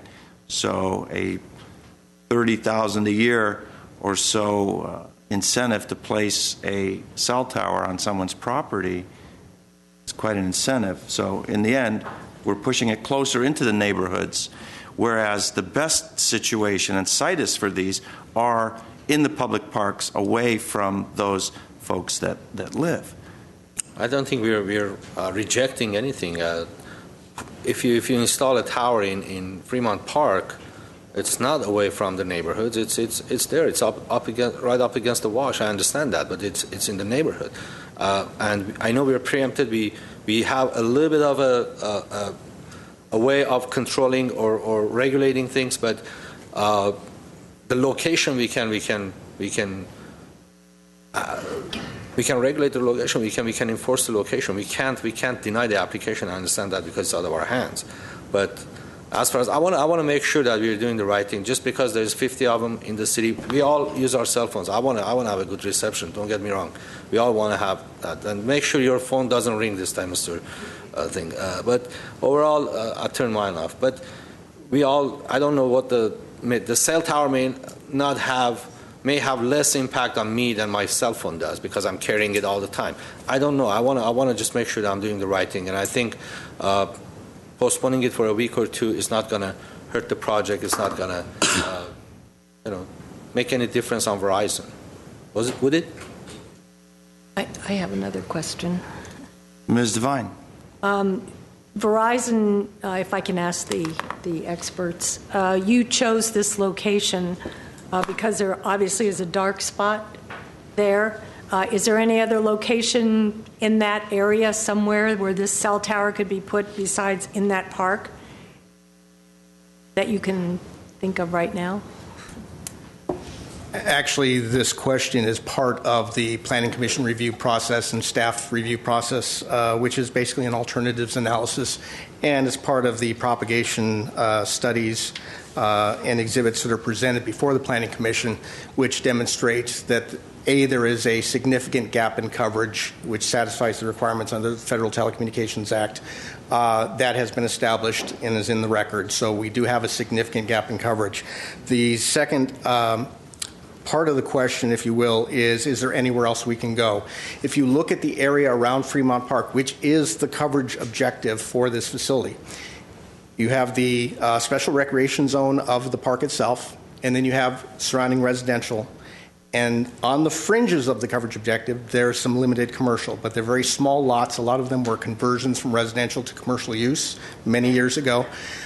There really is nothing outside of the park that would not be within a residential zone, would not be viable from a zoning perspective. And that's why the park itself made the most sense. It places the site the furthest distance geographically from the residential properties in the area. So from a concern about proximity to residential, this actually affords us the greatest separation from residential use that we can get within that area.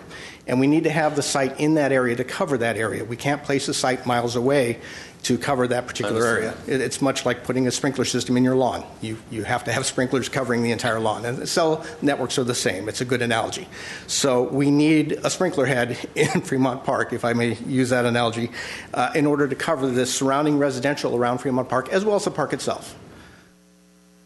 So I hope that answers that question. And this was approved by Planning Commission and? It went through Planning Commission. It was not appealed, so it did not come before this body. And I would argue that the risk of not being able to place an emergency phone call when a resident needs help far outweighs the claimed health risks of the radiation from the towers. And if I may speak to that, actually, just on a statistical basis, and pardon me while I get my reading glasses out, but the 12 years ago, 3% of American households used only cell phones. Today, that number is more than 47% of American households. They do not have landlines. So the residents around there, 1 out of every 2 homes, does not have a landline. So if they do need to make a 911 call, they're going to be using their wireless phone in 1 out of every 2 calls that are placed.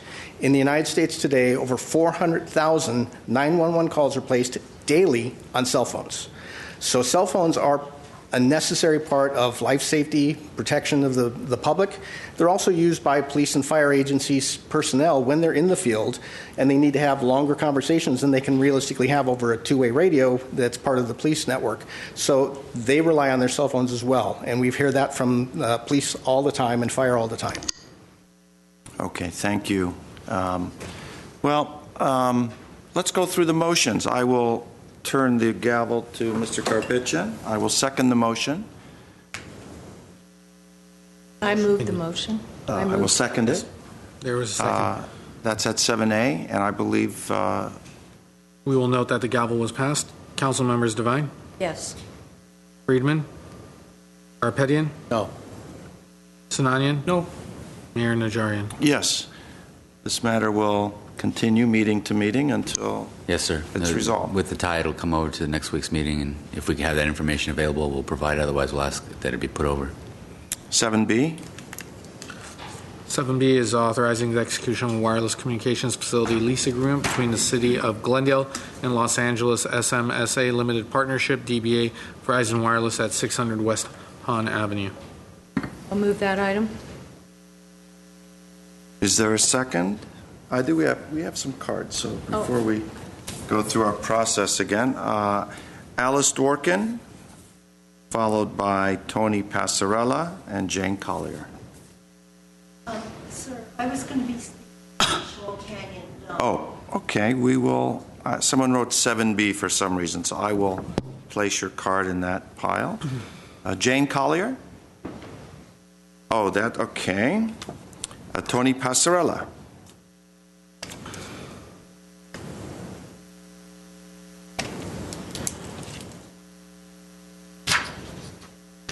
Good evening, Mayor, council members, staff, and viewing public in particular.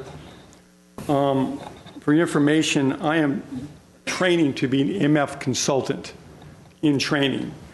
I've gone into many, many homes throughout the area. I've studied for 5 years this industry.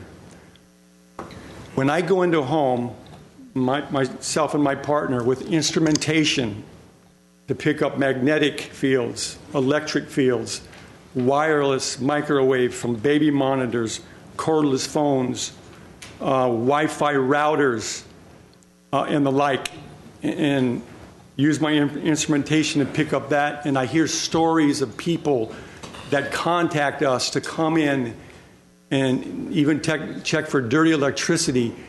When I hear stories, I'm at the end of my rope.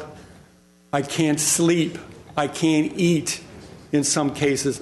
I can't think straight. I have brain fog. I'm confused. I have anxiety and panic attacks. When I hear that over and over again, and then we implement our devices, our plug-ins, and we suggest lifestyle changes, we can put a little device on the Wi-Fi router that eliminates it. So we mitigate these problems in homes, and after the mitigation, in follow-up, we get thank you emails, we get thank you phone calls stating, thank you, you saved my life. The doctor, the chiropractor, the whatever doctor, oncologist, biologist, whatever, couldn't fix my problem. The problem, folks, is there's an unseen danger, and it's rampant in the world today, not just in the United States, in the world today. It's unseen, but you just heard it right there. It's electromagnetic radiation. And we don't know for sure. The debate continues on both sides of the aisles, right? I mean, I'm sure the Verizon Wireless guy is going to bring up his people. But here's my suggestion. To really do the right thing, council members, to do the right thing, bring in an independent scientist that can tell you 100% for sure that this is safe to be around kids. Because I got other video, Mr. Garpetian and Mr. Sinanian, I can take you, we can meet, and I can show you. And this man here from Verizon, I'm going to show you he is untruthful, and if we can't trust him, he's untruthful about that meter picking up from the firehouse. That is totally untrue, because I've measured all throughout the city, and there's no firehouses where I measured these other antennas. Thank you. Okay, thank you. Nona Stepanian? I just wanted to mention everybody keeps referring to FCC standards, and FCC standards, they were based on EPA guidelines. I have a letter here from EPA. It's dated 2002, if you'd like a copy of it. In this letter, the EPA itself, first of all, radio frequency radiation is non-thermal radiation. Here EPA is saying the FCC's current exposure guidelines, as well as those of the Institute of Electrical and Electronics Engineers, are thermally based and do not apply to chronic non-thermal exposure situations, which is the cell tower exposure. They further state that the FCC's exposure guidelines is considered protective of effects arising from thermal mechanisms, but not from all possible mechanisms. Therefore, the generalization by many that guidelines protect human beings from harm by any and all mechanism is not justified. Here they're also stating there are reports that suggest that potentially adverse health effects such as cancer may occur. Since EPA's comments were submitted to FCC in 1993, the number of studies reporting effects associated with both acute and chronic level exposure to RF radiation has increased. Here they're saying that incorporating information on exposure scenarios involving repeated short duration, non-thermal exposures that may continue over very long periods of time, years, with an exposed population that includes children, the elderly, and people with various debilitating physical and medical conditions, could be beneficial in delineating appropriate protective exposure guidelines. This letter is actually from EPA, and the FCC standards are based on it. They are themselves saying that the FCC standards of 1996 are not sufficient anymore. There are lots of studies that's been done since 93. Back in 1993, people didn't even know what cell phones were. Nobody knew what's going on. The studies were short-term studies based on adults, and right now the studies that I was citing to are 10 and more years long studies that were based not only on adults, they included children as well, and it shows really devastating effects. So that's, if you'd like a copy of this letter, I can.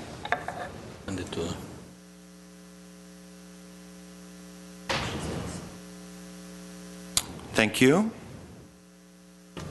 So the item is 7B.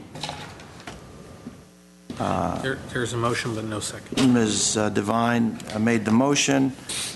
I'm going to pass the gavel and second it. There's no other discussion. Roll call. Council members Devine? Yes. Friedman? Garpetian? No. Sinanian? No. Mayor Najarian?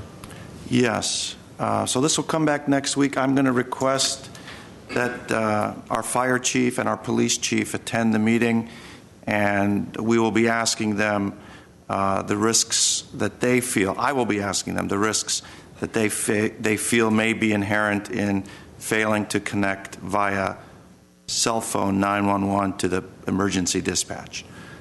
But can we also still request that just a basic report on? I believe that's already been Thank you. Been requested for that. Okay, let's move to 7B. Excuse me, 7C. Mr. Mayor and Council, 7C is amending Section 9.10.010, 9.10.020, and Section 3.30.10.070 of the Glendale Municipal Code regarding medical marijuana dispensaries and the cultivation, processing, and delivery or distribution of marijuana. Okay, this was another item that was discussed last and week. Introduced last week. Mr. Mayor, I was not here last week, but I have reviewed the video recording of the meeting, and I am ready to vote on this item. Okay, I don't have any cards. Okay. I'll move the item. Second. Second. Roll call, please. Council members Devine? Yes. Friedman? Garpetian? Yes. Sinanian? Yes. Mayor Najarian? Yes. Okay, let's move to the next item.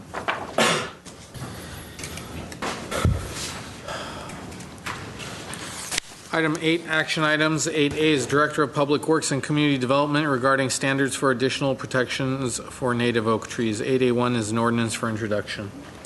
Mr. Ochoa. Yes, sir. You recall, I believe it was a month and a half ago, 2 months ago, Council had asked in the discussion about parkways and parkway standards that we would include additional language in the indigenous tree ordinance to protect native oak trees and make sure that the indigenous tree ordinance stood above the parkway ordinance, and the parkway ordinance would refer back to it in matters of preserving and protecting native oaks.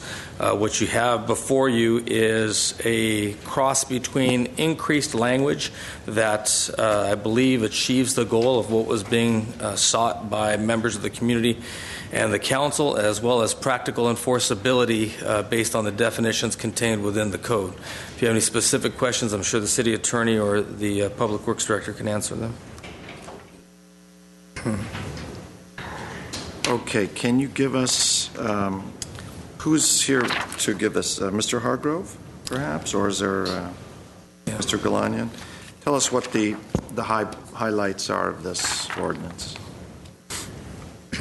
or the modifications, I guess. We're tweaking our existing ordinance. Mayor Najarian, members of council, Dan Hargrove, Deputy Director of Public Works. Essentially, there is two provisions in the ordinance that were modified to provide staff with a level of authority to pursue, with the assistance of the Code Enforcement Office, code enforcement action for the overwatering or excessive watering of native oak trees or indigenous trees in general, as well as protections for installing or maintaining living plants within the tree protection zone, which is the drip line of the tree. If you think of the tree canopy, the edge line of the tree down to the ground, and to assess the circumstances relative to the watering that's taking place or the plant material that's introduced or in that root zone or that tree protection zone, and see if it has the potential damaging the health of that tree. Okay. I have no card. Oh, no, I do have a card from Myrna Stanley.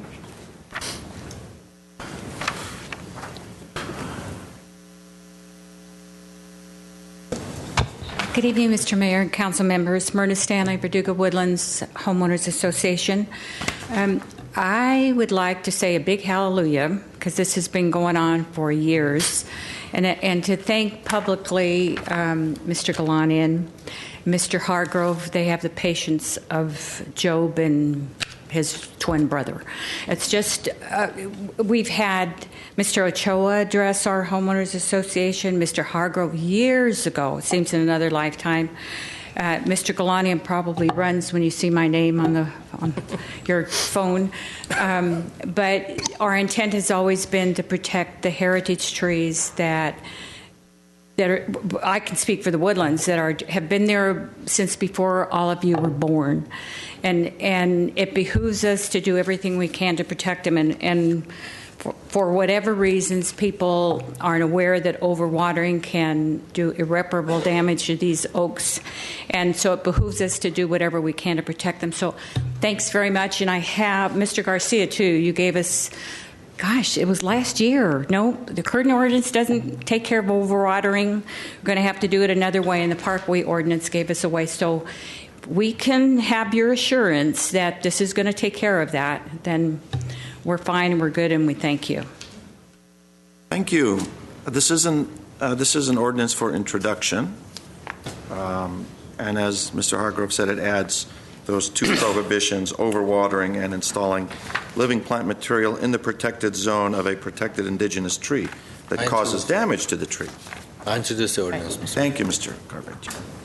And if I can ask this, yes. This is complaint driven? Is that if someone sees this going on? Mr. Mayor, Councilmember Devine, primarily yes, but we will be proactively looking for it? Yeah. Great, thank you. Thank you. Let's move to the next item. 9A, under hearings, Director of Community Development regarding public hearing to consider amendments to Title 5 and 30 of Glendale Municipal Code 1995 and to the downtown specific plan relating to massage uses. 9A1 is an ordinance for introduction amending sections 5.64120, 5.64.160, and 5.64.190. 2 is an ordinance for introduction amending Title 30, and 3 is an ordinance for introduction amending the downtown specific plan. Thank you. This is a public hearing, and I will open the public hearing. Let's start with Mr. Ochoa. Yes, sir. 7 years ago, the state of California, under SB 731, preempted local control as pertained to the regulation of massage-related uses.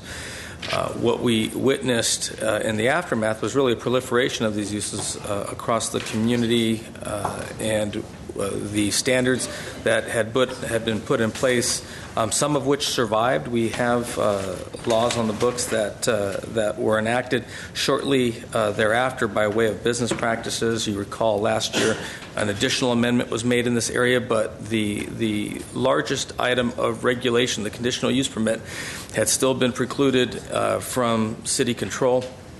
And recently the state of California has thought the better of their previous action and have vested or revested cities with the ability to require such CUPs. So with that, Mr. Lanzafame will give you an overview of the ordinance as we are recommending it to you tonight. Mr. Mayor, members of the City Council, we are here after some direction you gave us back in April of last year. The ordinance before you really focuses on two areas, transparency and the need for a conditional use permit, reestablishing that land use regulation tool in our code. With respect to transparency, we're asking that massage establishments maintain at least 10 square feet of transparent window to be able to see into their reception area, the lobby area. That was something I believe that the council had given us direction on, that they really wanted to see that. The windows can't be tinted. They need to be as transparent as, say, a windshield, about 70% transparency. Can't have any signs or anything blocking that visibility in.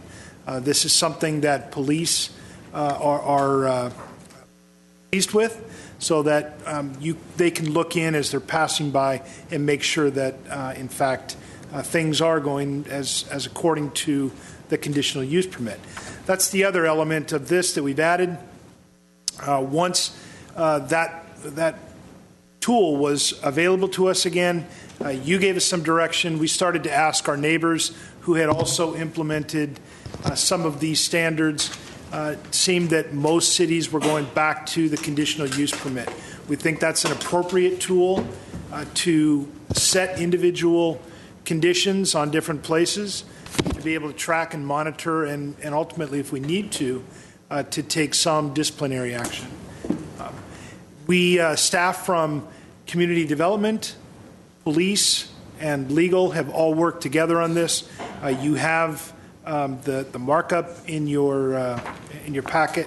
I will just close with, it's a change to two sections of our code, Title V, which is more of the regulation, and then Title 30, which is our land use. References both in the same places. It would apply to all zones and the specific plan area of our downtown. Again, the team is all here, so if you have specific questions, happy to answer them. Okay, are there any questions? Mr. Sinani. I do. So I pushed for this day to come about ever since I got elected, probably. And I'm glad that we're here, and I think this is a step in the right direction. So we're reverting back to a time when we could exert control over something that we should have local control over and make our communities safe. But we did receive a letter criticizing a staff recommendation and the changes to the ordinance by someone in the industry, right? Yes. And to the extent you're familiar with that letter, can you address some of the key issues? Sure. Would you like me to do it? I'd be happy to. There were two areas of concern. One on the CUP requirement. I think the nature of the comment essentially was that it's not really an enforcement tool. It's just it's a tool that would allow a permit, a process, and some fees to be collected by the city. However, as we've encountered and many of our fellow cities have encountered, the loss of the CUP requirement led to proliferation to such an extent. And so the CUP really is a tool, twofold. One, it's a tool that allows the city to determine whether it's a condition, means it's conditionally permitted, and people think that means it's permitted with conditions, and no, that's not really true. The city retains the control to determine whether or not that particular use it's generally permitted in that particular zone, but whether it's appropriate in the actual location where it's proposed. The other thing it does, obviously, is allows both CDD and the police department to monitor, enforce. It's an enforcement tool because it can be used, it can be suspended or revoked if it's either the conditions are not being satisfied or the use is being operated in a way that's inimical to public health, safety, or welfare. So that's the essence of the staff recommendation, and quite frankly, the essence of the direction that was previously given to us by council was to reinstitute the CUP requirement for those very reasons. The second area of comments really had to do with things that are in our code currently, and they're actually not even part of this co-amendment, having to do with operational standards for massage establishments. So we can get into more detail, but they're not even really up for discussion at this point because they're not part of the materials. So a large part of what's being changed is really bringing back what was already, what was formerly in the ordinance, correct? Essentially, certainly as it pertains to the CUP requirement, yes, sir. And a lot of the changes are the CUP requirements. Yes.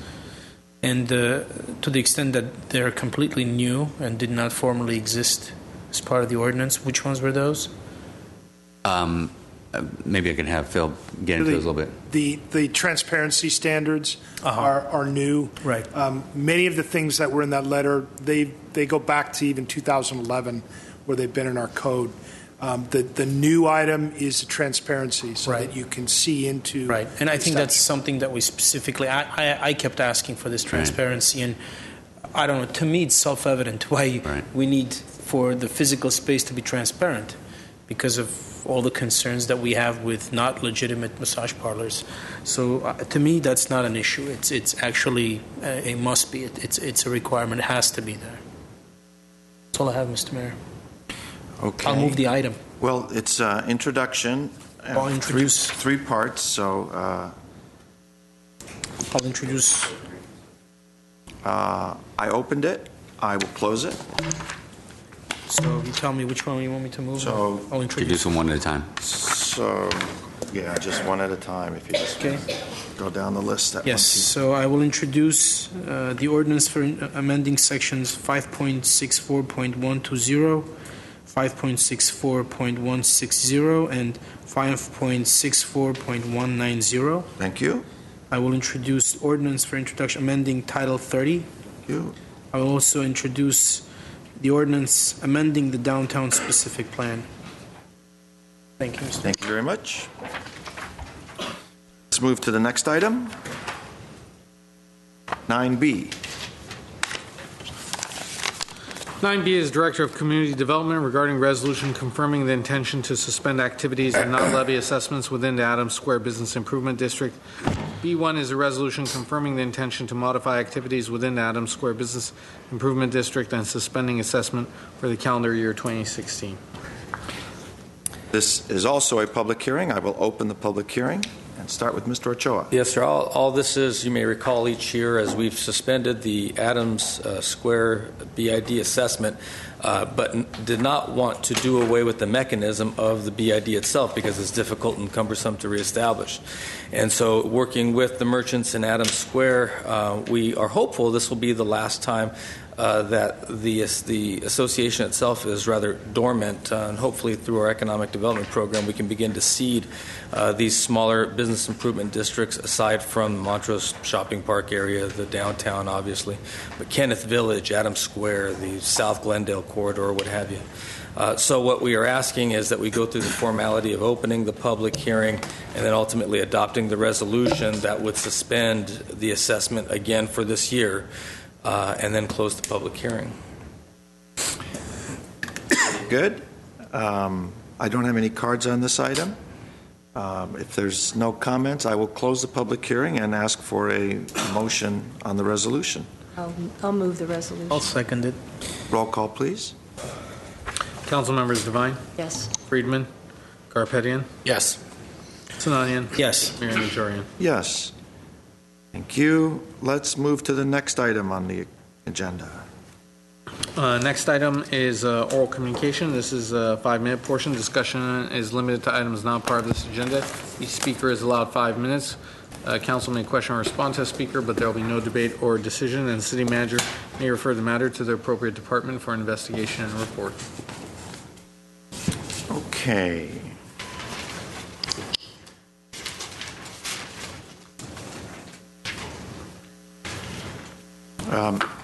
Ladies and gentlemen, last time, I think during our last meeting, during this portion of oral communications, I did request that the audience hold applause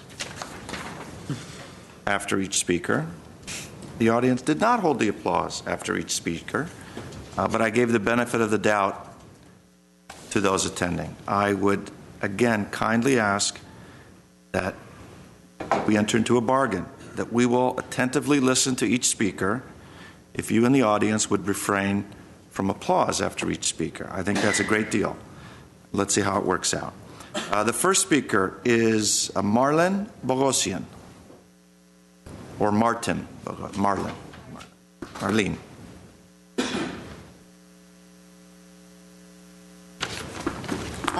Good evening, Mr. Mayor and City Council. My name is Marlene Bogosian, and I'm currently a tenant here in Glendale. I've been living in Glendale for the past 9 years. I have raised my family and have established a life for myself in this beautiful city. However, through the years and more so recently, I have always wondered why this city has not adopted the idea of rent control. I'm directly affected by the outrageous rent increases in the city. Last November, my rent was increased by $100, and this year it was increased by another $200. As a mother of two who holds more than one job, it is difficult to say the least to make ends meet, and moving to another apartment with the possibility of another rent increase is not economically sound. Rent control, as I am sure many know, is when the government controls and regulates the amounts charged for rented housing. A common justification for rent control is the right to housing, which is protected by the Constitution. Another justification is to correct market inefficiencies such as information irregularity and high transaction costs. Because of the high cost of moving, tenants can arguably be pressured by landlords to accept rent increases. Tenants may also be unaware of the real condition of units until the move-in. If the tenant complains, the landlord may threaten to increase the rent. Standard contracts perform a service to both landlords and tenants. In many cases in modern society, the state intervenes in contractual relations between individuals in order to provide simplicity, clarity, and order. Both landlord and tenant are helped if standard provisions exist, for instance, which determine what should be agreed on: the initial rent, rent adjustment, date of payment, penalty for delays, conditions for eviction, and such. This can provide both flexibility and security. With the notion of rent control being in effect would mean that if you are a tenant of a rent control apartment, the maximum increase that your landlord can charge is capped. In communities such as Glendale, where rents in the open market have grown more quickly than the cap set by rent control laws, tenants would save hundreds or thousands of dollars. This would help to mitigate the risk of living in rental housing and having your rent go quicker than your income, leaving you unable to afford your apartment. Some rent control laws also limit the reasons for which you can be evicted. Rent control has benefits for landlords as well. As a rent control apartment becomes a better and better deal for your tenants, they will become increasingly motivated to hold on to them. This can create a building full of tenants that don't cause trouble and always pay their rent on time and in full. If you are legally allowed rent increases, keep up with your expenses. Rent control can make your building easy to manage and turn it into a relatively secure cash flow opportunity. So, with all said and done, I, as well as many other tenants in Glendale, feel very strongly regarding this issue and would appreciate any and all assistance. Thank you for your time. Thank you very much. Tony Passarella. Okay, Tony's not here. Glenn Webb.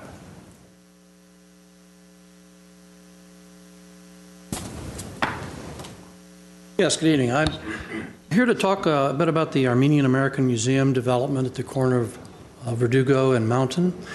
I've been to both of the community outreach meetings that have been put on by the Commission.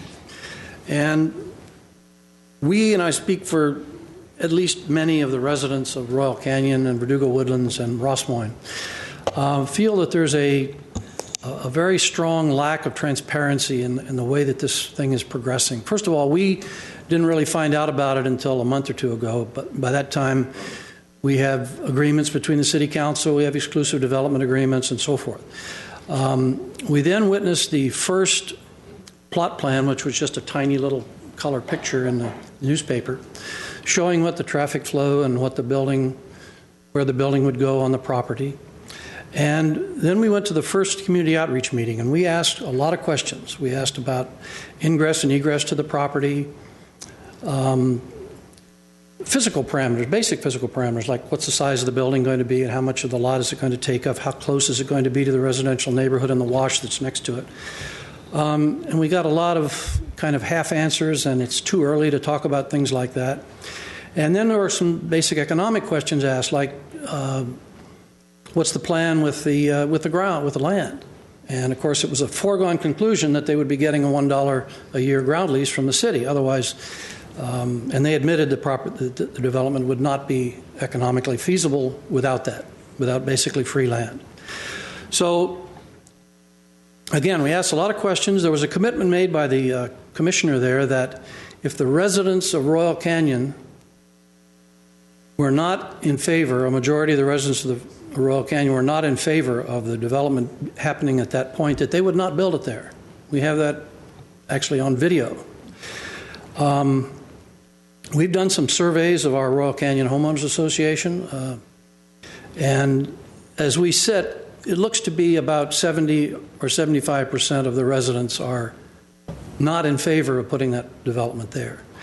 It has nothing to do with not being in favor of the museum itself or the concept or bringing a development like this to the city of Glendale. It's strictly the location. The second community outreach meeting, there were some color photographs, the renderings, which I'm sure you've all seen. And the first time that I had seen a real plot plan. And significantly missing from that plot plan was any indication of ingress and egress to the property. There were no roadways on the property. There was just the building and the outline of the lot. So we asked again how the ingress and egress to the property is going to occur, and the gentleman stated, well, it's going to be right there on Mountain, right next to the bridge. So you're going to go down it's one lane in either direction, kind of constricted, and that's where the ingress was going to be. But there's no indication on the drawing of that. And so I said, well, if you're going to ingress there, where's the roadways in your plot plan? Where do the cars go when they drive in there? Well, they go underground. So I said, well, what about the buses you've been talking about that are going to bring the school children into the museum? Are they going to go underground? Well, no, the buses can't go underground. So there's a lot of fuzzy logic going on here, and we just think that we're being kept completely in the dark about what's really happening. They talk about asking for an extension on the 6-month exclusive development agreement, and yet they announced publicly that they're expecting to have a ground lease signed by the end of February. Well, when the ground lease is signed, it's a done deal. It's over. We've talked a lot about alternative locations. Wouldn't it be much better to have the museum downtown, where you have street access, better roadway access, better access to restaurants, the Americana and the Galleria? And they state flatly they're not considering any other location. They state that they'll only consider another location if they're directed to do so by the City Council. We've suggested other locations, like the Armory. We've done some looking into that. But nothing can happen there unless the City Council, for example, resolve to go ask the state to get out of their lease. We know the state has a lease on that property for the Armory. The Armory is not really being used for anything at the moment. So we feel that we're just kind of being ignored. Most of our comments have been ignored. We've all submitted letters to them, and They've made all these commitments and statements that they want to be open and transparent with the cities, and we feel we're being ignored, completely ignored. And the other point I wanted to talk about was the... you could wrap it up on that second the use of the property. That we had a lot of discussions about whether or not there are going to be banquets and wedding receptions and so forth. And the parking there's 166 spots for the college. They're only going to put 166 spots in there, in the underground parking. So the use between the college and them is also another unknown. And what kind of events are going to be happening there at night with who knows how many people, 400, 600, 800 people. We would expect they'd be doing that, and they've said they're going to do that, but no indication of what kind of controls or anything are going to be put on that. So that's what I'd say. Thank you. Thank you very much. Kim Murphy.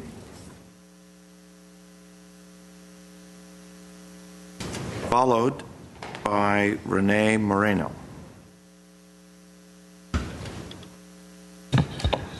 Mr. Mayor, council members, and staff, I've learned that since I've been here.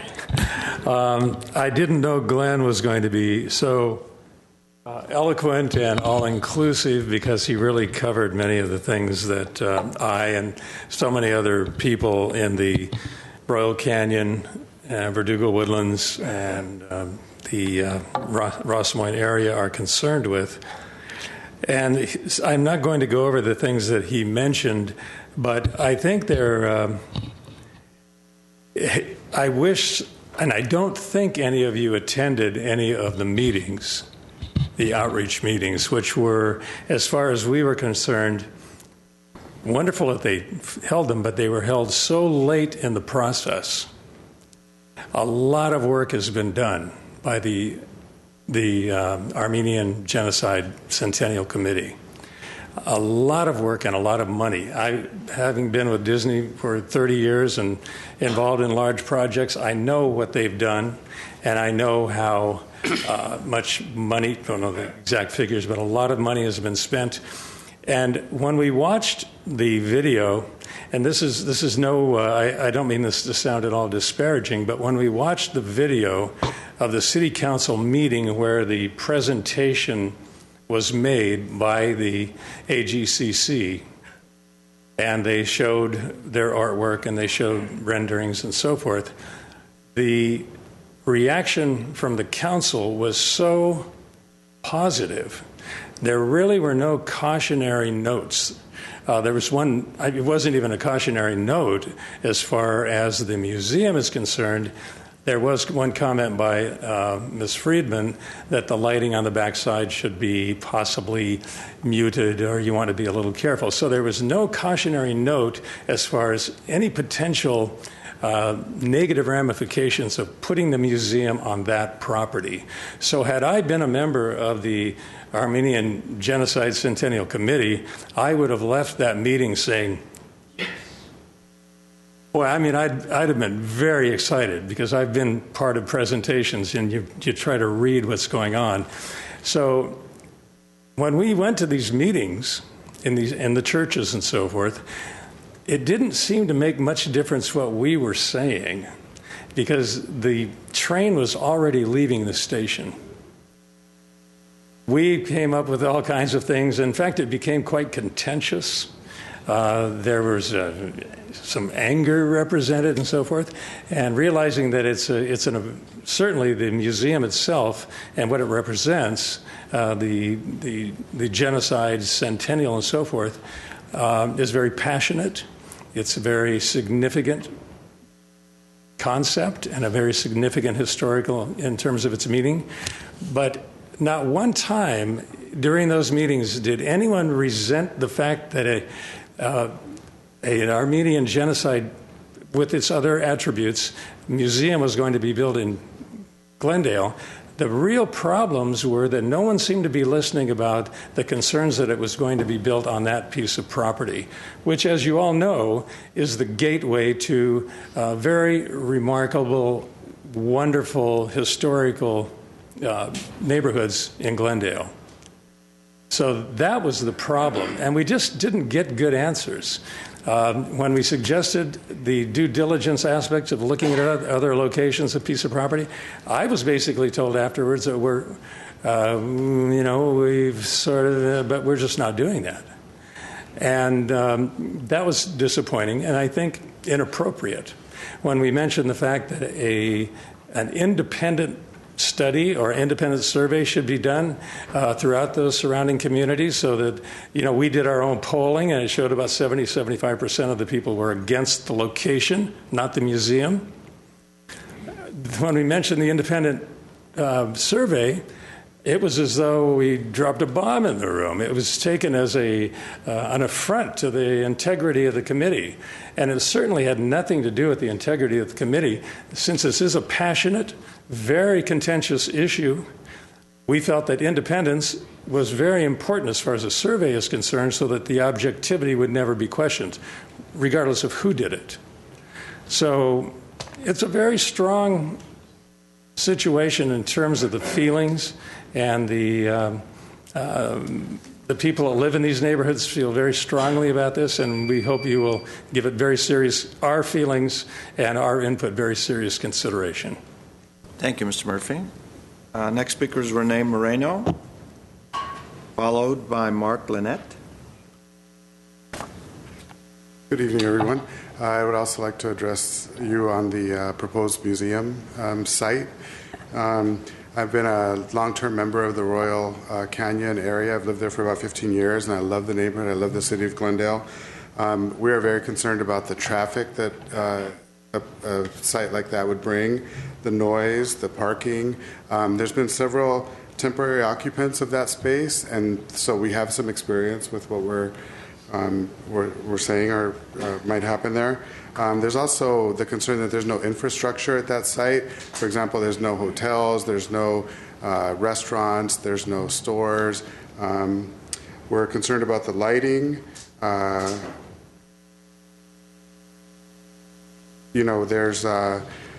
We feel like we've been left out of the process, and it's going to really affect our neighborhood quite a bit.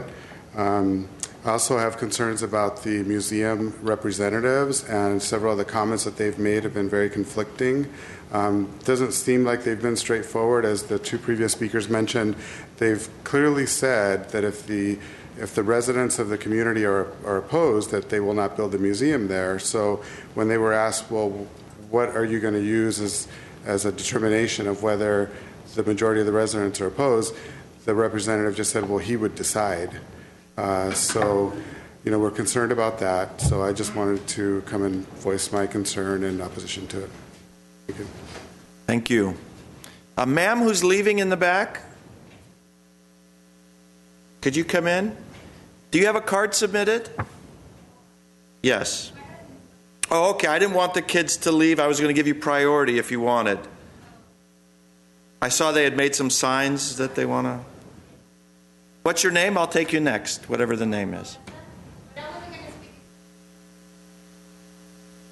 That's fine. The kids have been here most of the evening. I know you have school. So if they want to support Dad in speaking, we'll take them out of turn. So will the father of these fine young children come forward, or the mother of these fine kids? Come on up, and it's your turn to speak. I'm just taking you out of order. And then you can go home. I don't have anything prepared, but it's the neighbor.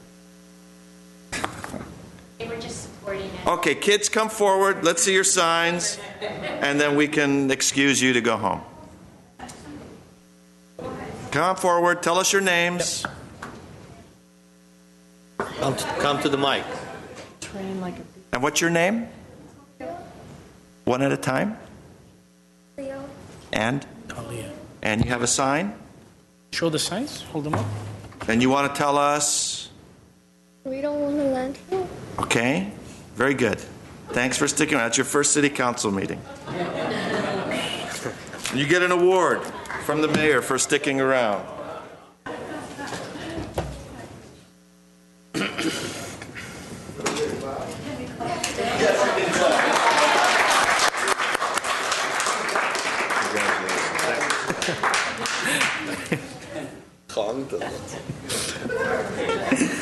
Okay. Thank you. You're welcome. Mark Lynette That was good. was next. Well, no, the poor kids were waiting here. And That's what 11 years on council, dude. Look what I can. Thank you. Mr. Mayor, City Council members, I'm here to speak regarding the proposed Armenian Genocide Museum. My family owns 2 homes in Royal Canyon, and we've lived there for over 25 years.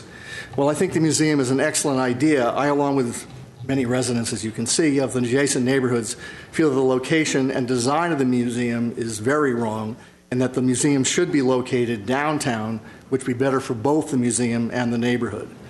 As I'm sure you're aware, Mountain Street in Verdugo is already one of the busiest intersections in the city, and the proposed entrance to parking for the museum on Mountain will most certainly back up traffic in all directions and block the restricted entrance to Royal Canyon, which is by way of a very small 2-lane bridge.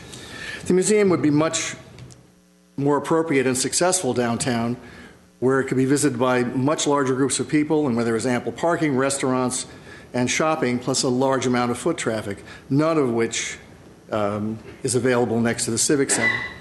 The Armory and Senior Center, which are also owned by the city, seem like much more appropriate sites for such a museum. In addition, the proposed 3-story design is both too large for the site and entirely non-conforming for the area. I'd like to point out that a homeowner living less than 500 feet away from the proposed site would never be allowed to construct something on a comparable scale or with a comparable design on their property.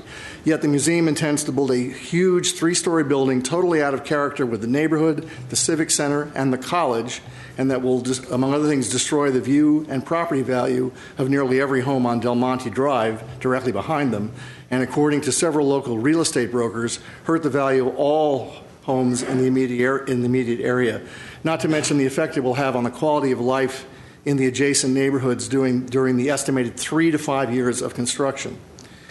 Far from trying to work with the neighboring homeowners, the Museum Committee has done little but pay lip service regarding our concerns and has pursued a program of deception and secrecy that I feel the Council should make note of. They have repeatedly refused to consider a smaller, more conforming structure on the property and seem to feel that they are entitled to build whatever they want regardless of the views of the residents. I've been to their outreach meetings and found little but arrogance in response to attempts to question the design, scale, or location of the museum.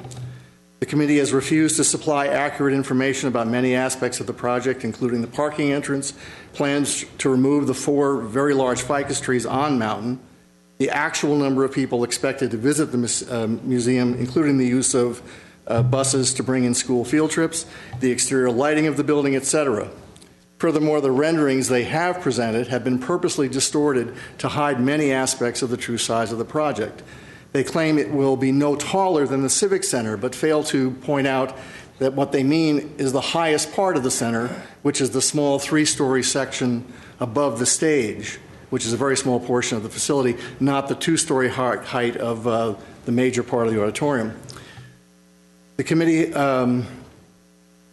in their outreach meetings, the outreach meetings seem designed not to actually address the concern of nearby residents, but to create a smokescreen by having non-residents of the area voice their support for the project.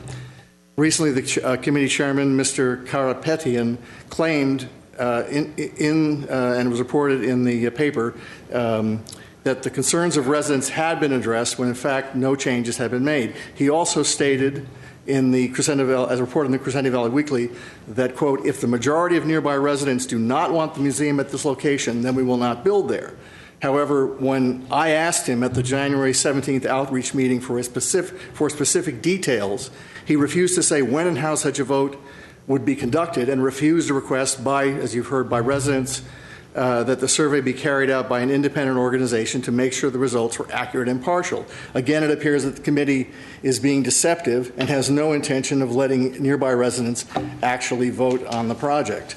I would ask that the City Council hold Mr. Karapetian and the committee to their promise and require an independent survey of the residents of Royal Canyon and the other adjacent areas, and that the Museum Committee be required to cancel its plan to build on the site if more than 50% of the votes cast are against the project. This seems only honest. Furthermore, the committee has been using scare tactics involving the expansion of Glendale City College, claiming that if the museum isn't built, then the college will erect a 4-story parking structure on the site. While the college is certainly interested in buying the Civic Center and the parking lot, if such a sale were to take place, the city could require that no above parking be built on the site as a condition of the sale. And such an alternative would be to the financial benefit of the entire city, unlike the museum, which is to be given the site for just $1 a year. This is certainly one of the reasons the museum committee is working so hard to get the city's approval, regardless of the consequences to the adjacent neighborhood. And I would frankly add that it seems that what they want is to tie this to the church across the street. So now we have a very large church and a place to hold events for the church. Thank you very much. Thank you. Helen Mallory.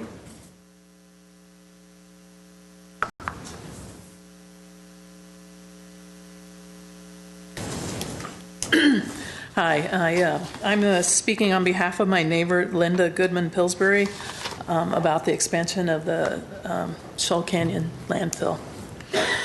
I urge you to vote against expanding the Shoal Canyon dump and against accepting the draft environmental impact report because it leaves out a lot of relevant science. Despite the income the dump generates, I believe it is the best interest of the whole community to close the dump as soon as possible and to definitely not expand it.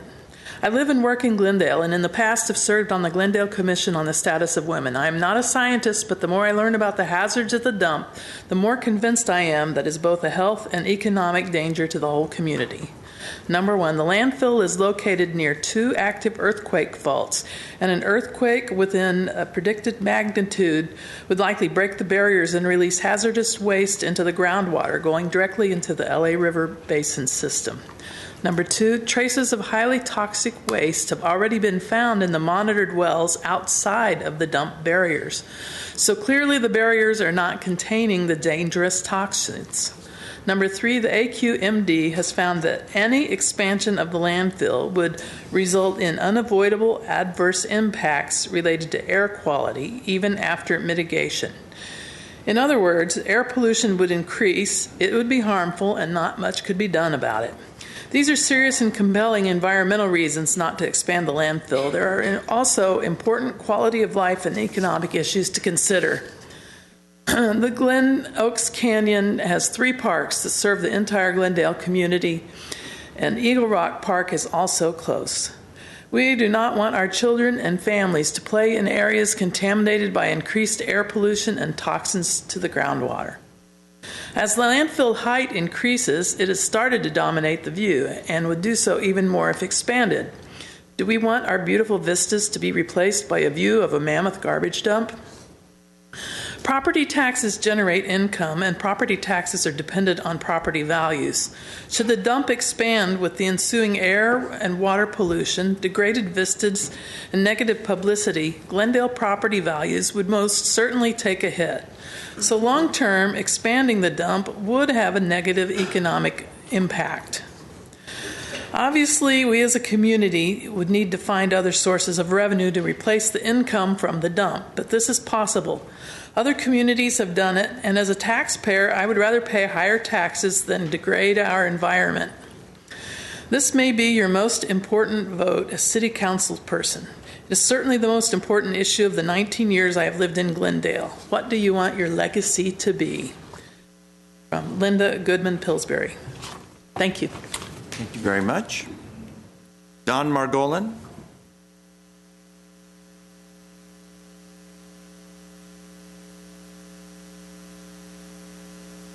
Mr. Mayor, council people, staff, and welcome back, Councilman Sonoyan.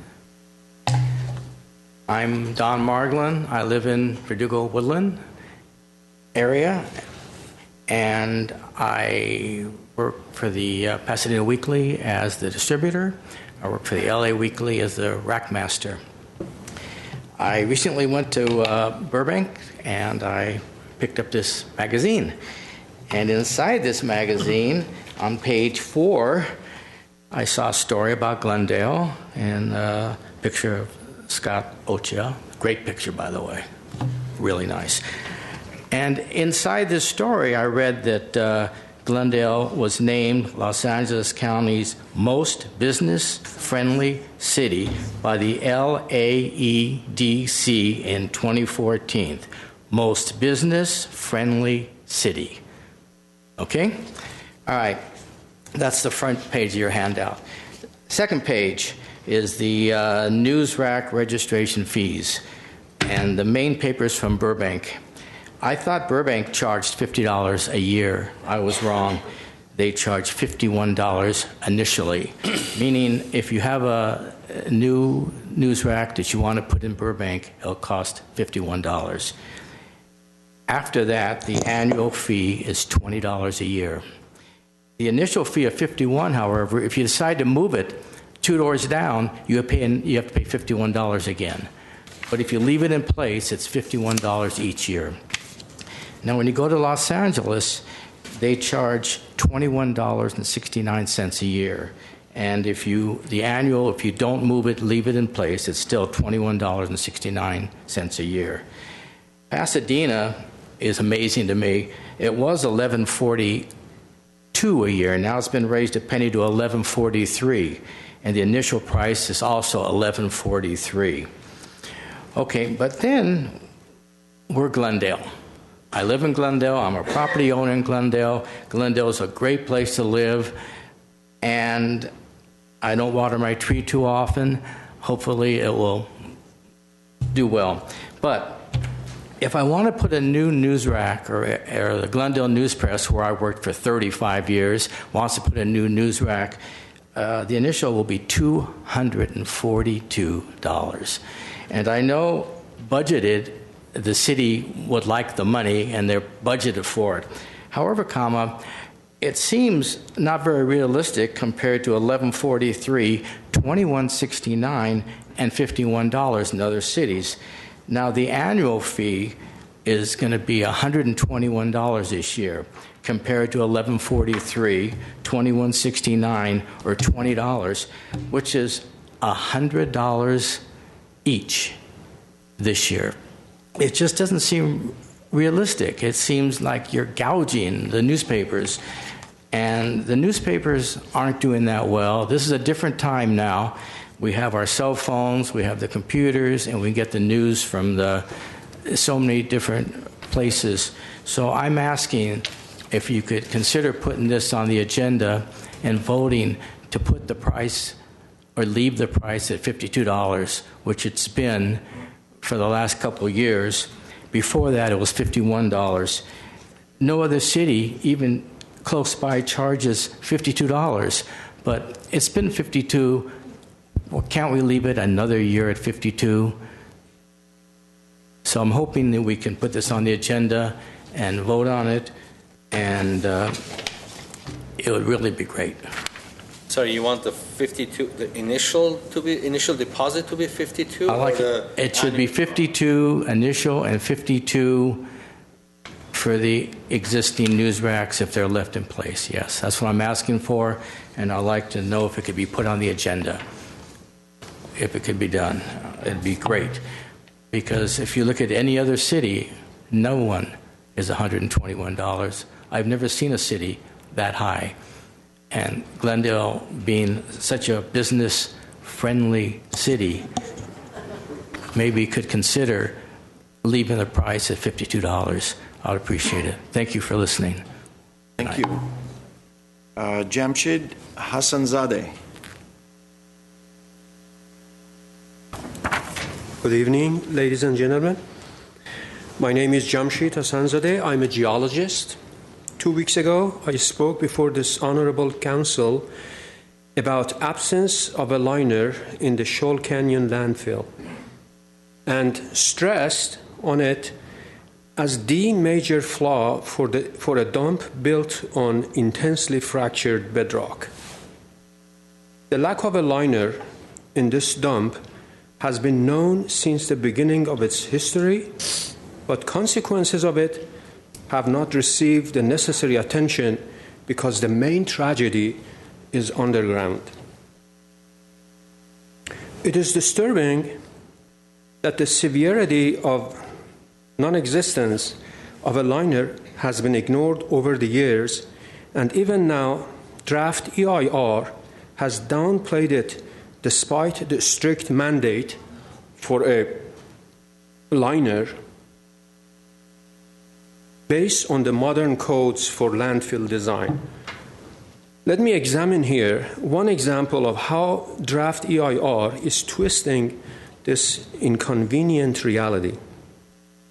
Section 3371 of the draft is on liquids management and says, quote, "The landfill was developed and the extent of refuse placement was established prior to subtitle D regulations requiring installation of a composite liner at the bottom of the landfill.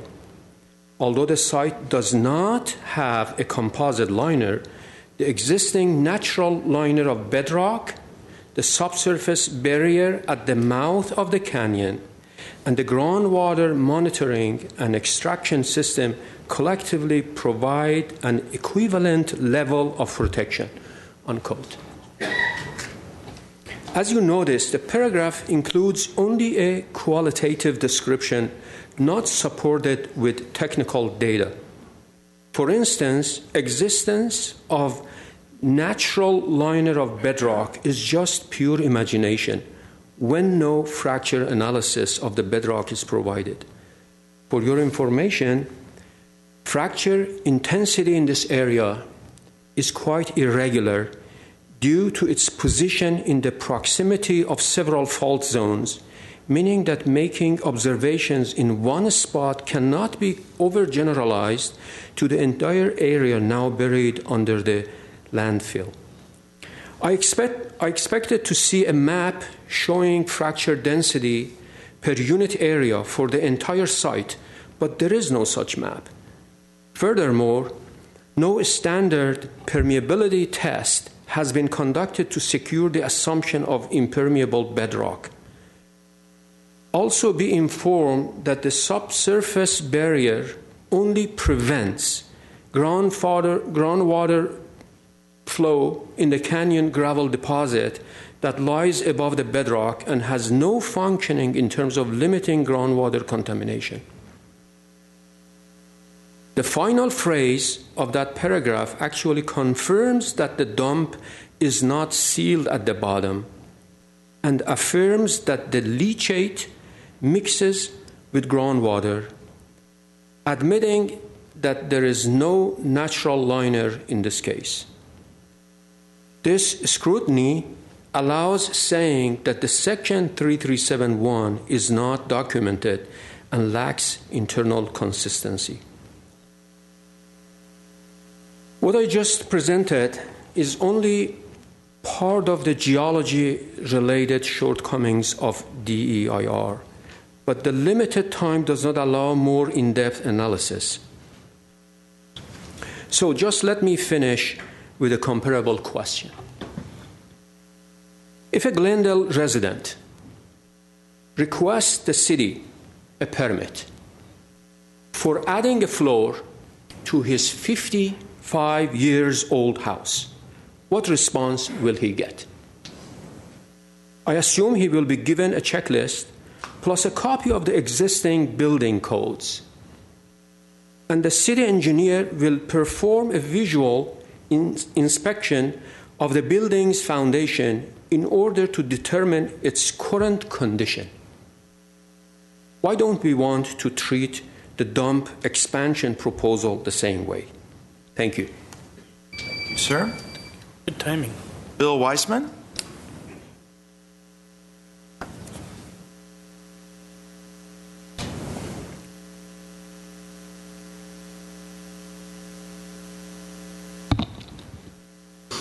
Good evening again, Mr. Mayor, City Council members, city staff, and the public. My name is Bill Weissman from far north Glendale, and I'm glad to see that Mr. Passarella remembered to put his cell phone on vibrate tonight.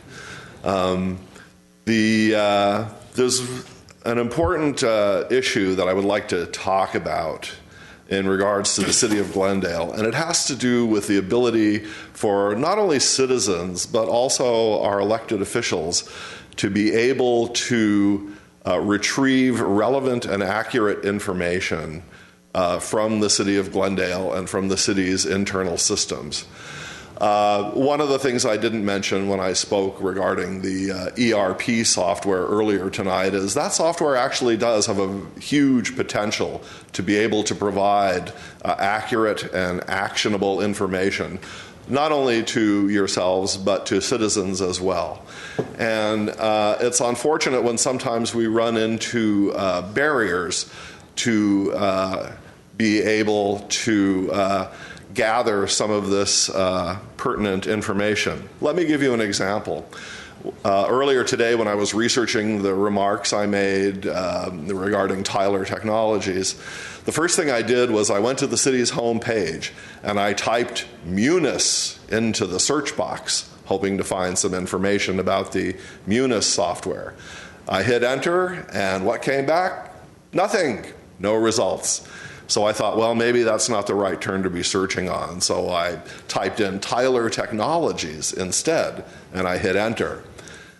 And it did retrieve one link, and when I clicked on that link, I got a message saying, page not found. So that's kind of a small example of impediments to people, causing them to spend more time and put in more effort to get information that should be readily available.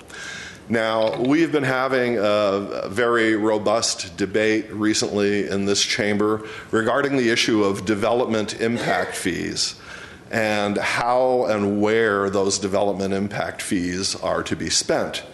And frankly, I haven't seen a lot of detailed information that talks about exactly where the fees are collected. And because some council members seem to feel strongly that there must be a nexus between where the fees are collected and where they are spent, whereas other council members may feel that they are representing the entire city of Glendale and that they are going to consider the entire city. So there's maybe some different philosophies regarding the development impact fees. Regardless of what your philosophy is, I think it's very important that you have actual numbers and actual data to back up your positions. And so I decided on my own that I was going to try and see if I could get some of this data. So I put in a public records request act to the city of Glendale. And what I was asking for was I wanted to know, we've been collecting development impact fees for the last 8 years. So for the last 8 years, my question was, how many development impact fees have been collected in the 3 northernmost zip codes in the city of Glendale? And so that was the question I asked and the question I put in as a Public Records Act request, because I think it's very important and urgent to have that data so we can have an intelligent discussion and make intelligent decisions regarding the spending of development impact fees. Here's kind of what the problem is. The city of Glendale is not obligated to provide citizens with information if they put in a Public Records Act request. The city is on the hook to provide the citizen with documents. And so, in response to my request, I currently have a pretty big stack of documents already have been gathered together, and more big stacks of documents were on the way, to the point where after some discussions with the Chief Assistant City Attorney, I decided to modify my request and only ask for the most recent fiscal year instead of the last 8 years. So to sum up, here's a situation. We have a development in the pipeline in our neighborhood, 4201 Pennsylvania, 28 units, a subdivision whose tentative map has been approved. Quimby fees of $17,000 are going to be charged for each one of those units, meaning that the Ganji Development Company will have to write a check to the city of Glendale for $476,000 when their final subdivision map is approved. We're very interested in knowing if every dime of that money is going to be spent in far north Glendale, since that is the nexus from where the fees were developed. And I would like to request, if it is within your power, to ask city staff to produce a report showing exactly where the DIF fees were collected in the city. Thank you very much for your time. Thank you, Mr. Weissman. I don't have any other cards. I don't have your card, ma'am, but you can come forward and... called me earlier. Oh, I did? Oh, that's right. Please come forward. We have your card.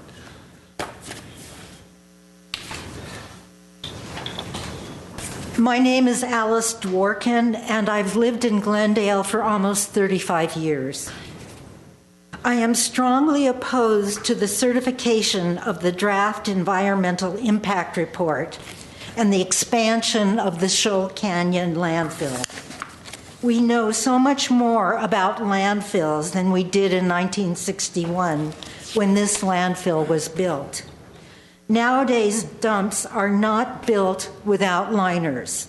The absence of a liner in this dump allows toxic waste and carcinogens to be released into our groundwater and the LA aquifer. The comment has been made that the LA aquifer is so polluted anyway, it doesn't matter that we are operating a dirty dump that dumps more toxins into it. I find this logic questionable at best. And let's start solving problems and not exacerbating old ones. Nowadays, we don't build dumps on earthquake faults. Earthquakes can cause methane pipes to crack and leak, releasing unhealthful amounts of methane and toxic chemicals in the air. They could also compromise the dump's barriers, releasing even more carcinogens into the surrounding areas and groundwater. With our history of earthquakes, do we really want to take this chance? Nowadays, dumps are not constructed in the middle of populated communities. The reason being high levels of very dangerous pollutants can be emitted from the construction and operation of the dump, such as criteria pollutants, particulate matter, vinyl chloride, and benzene, which are known to cause cancer in humans.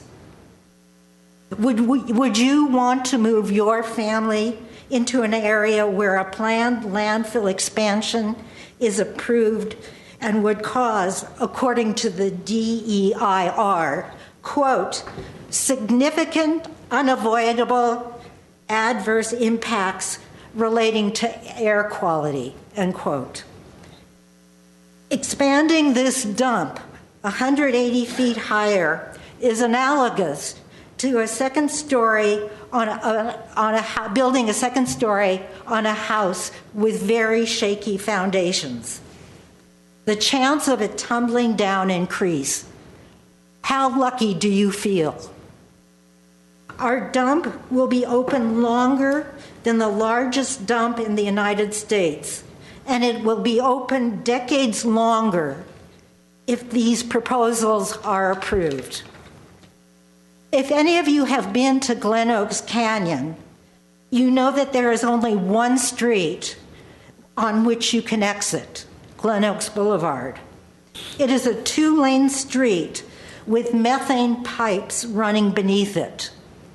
If there is a major methane leakage, a bursting of pipes, or a methane fire due to an earthquake, 2,000 people would have to evacuate all at once, and possibly hundreds of school children. Voting to certify the DEIR basically states that the city can expand the dump at any time it wants. If you do this, you are risking the livelihood and health of all the residents in surrounding communities. Each time the City Council votes to expand the dump, the residents of Shoal Canyon are the losers. With each extension, the original promise of building a park and sports area has been put on the back burner. If you certify this DEIR, you are jeopardizing our school. You are jeopardizing our parks. You are jeopardizing our way of life. You are jeopardizing our financial security, since many of us have our life savings in the equity of our homes. You are jeopardizing our safety. You are jeopardizing our health and the health of our children. We want to know how you're going to vote because we want to make informed decisions at the ballot box. Thank you. It's not in front of us, the Thank you. EIR. Mr. Ochoa, can I ask you a question? Yes. Is the EIR on the agenda sometime soon? Because I understand that the last meeting, a lot of residents from Eagle Rock and the Canyon came to speak, but my understanding is that EIR is not scheduled to be. No, it won't be in front wow. of you. The draft EIR, I believe, would come back in the summertime. Okay. We'd have and present all of the responses to all the things that you're hearing tonight and previously, and then we spend the next couple of months going through scoping meetings and hearing from folks and providing them all the information responses. Because if we did it during the summer, people would say, well, you did it while I was on vacation. So I would anticipate that this matter wouldn't come back to you at least until the fall.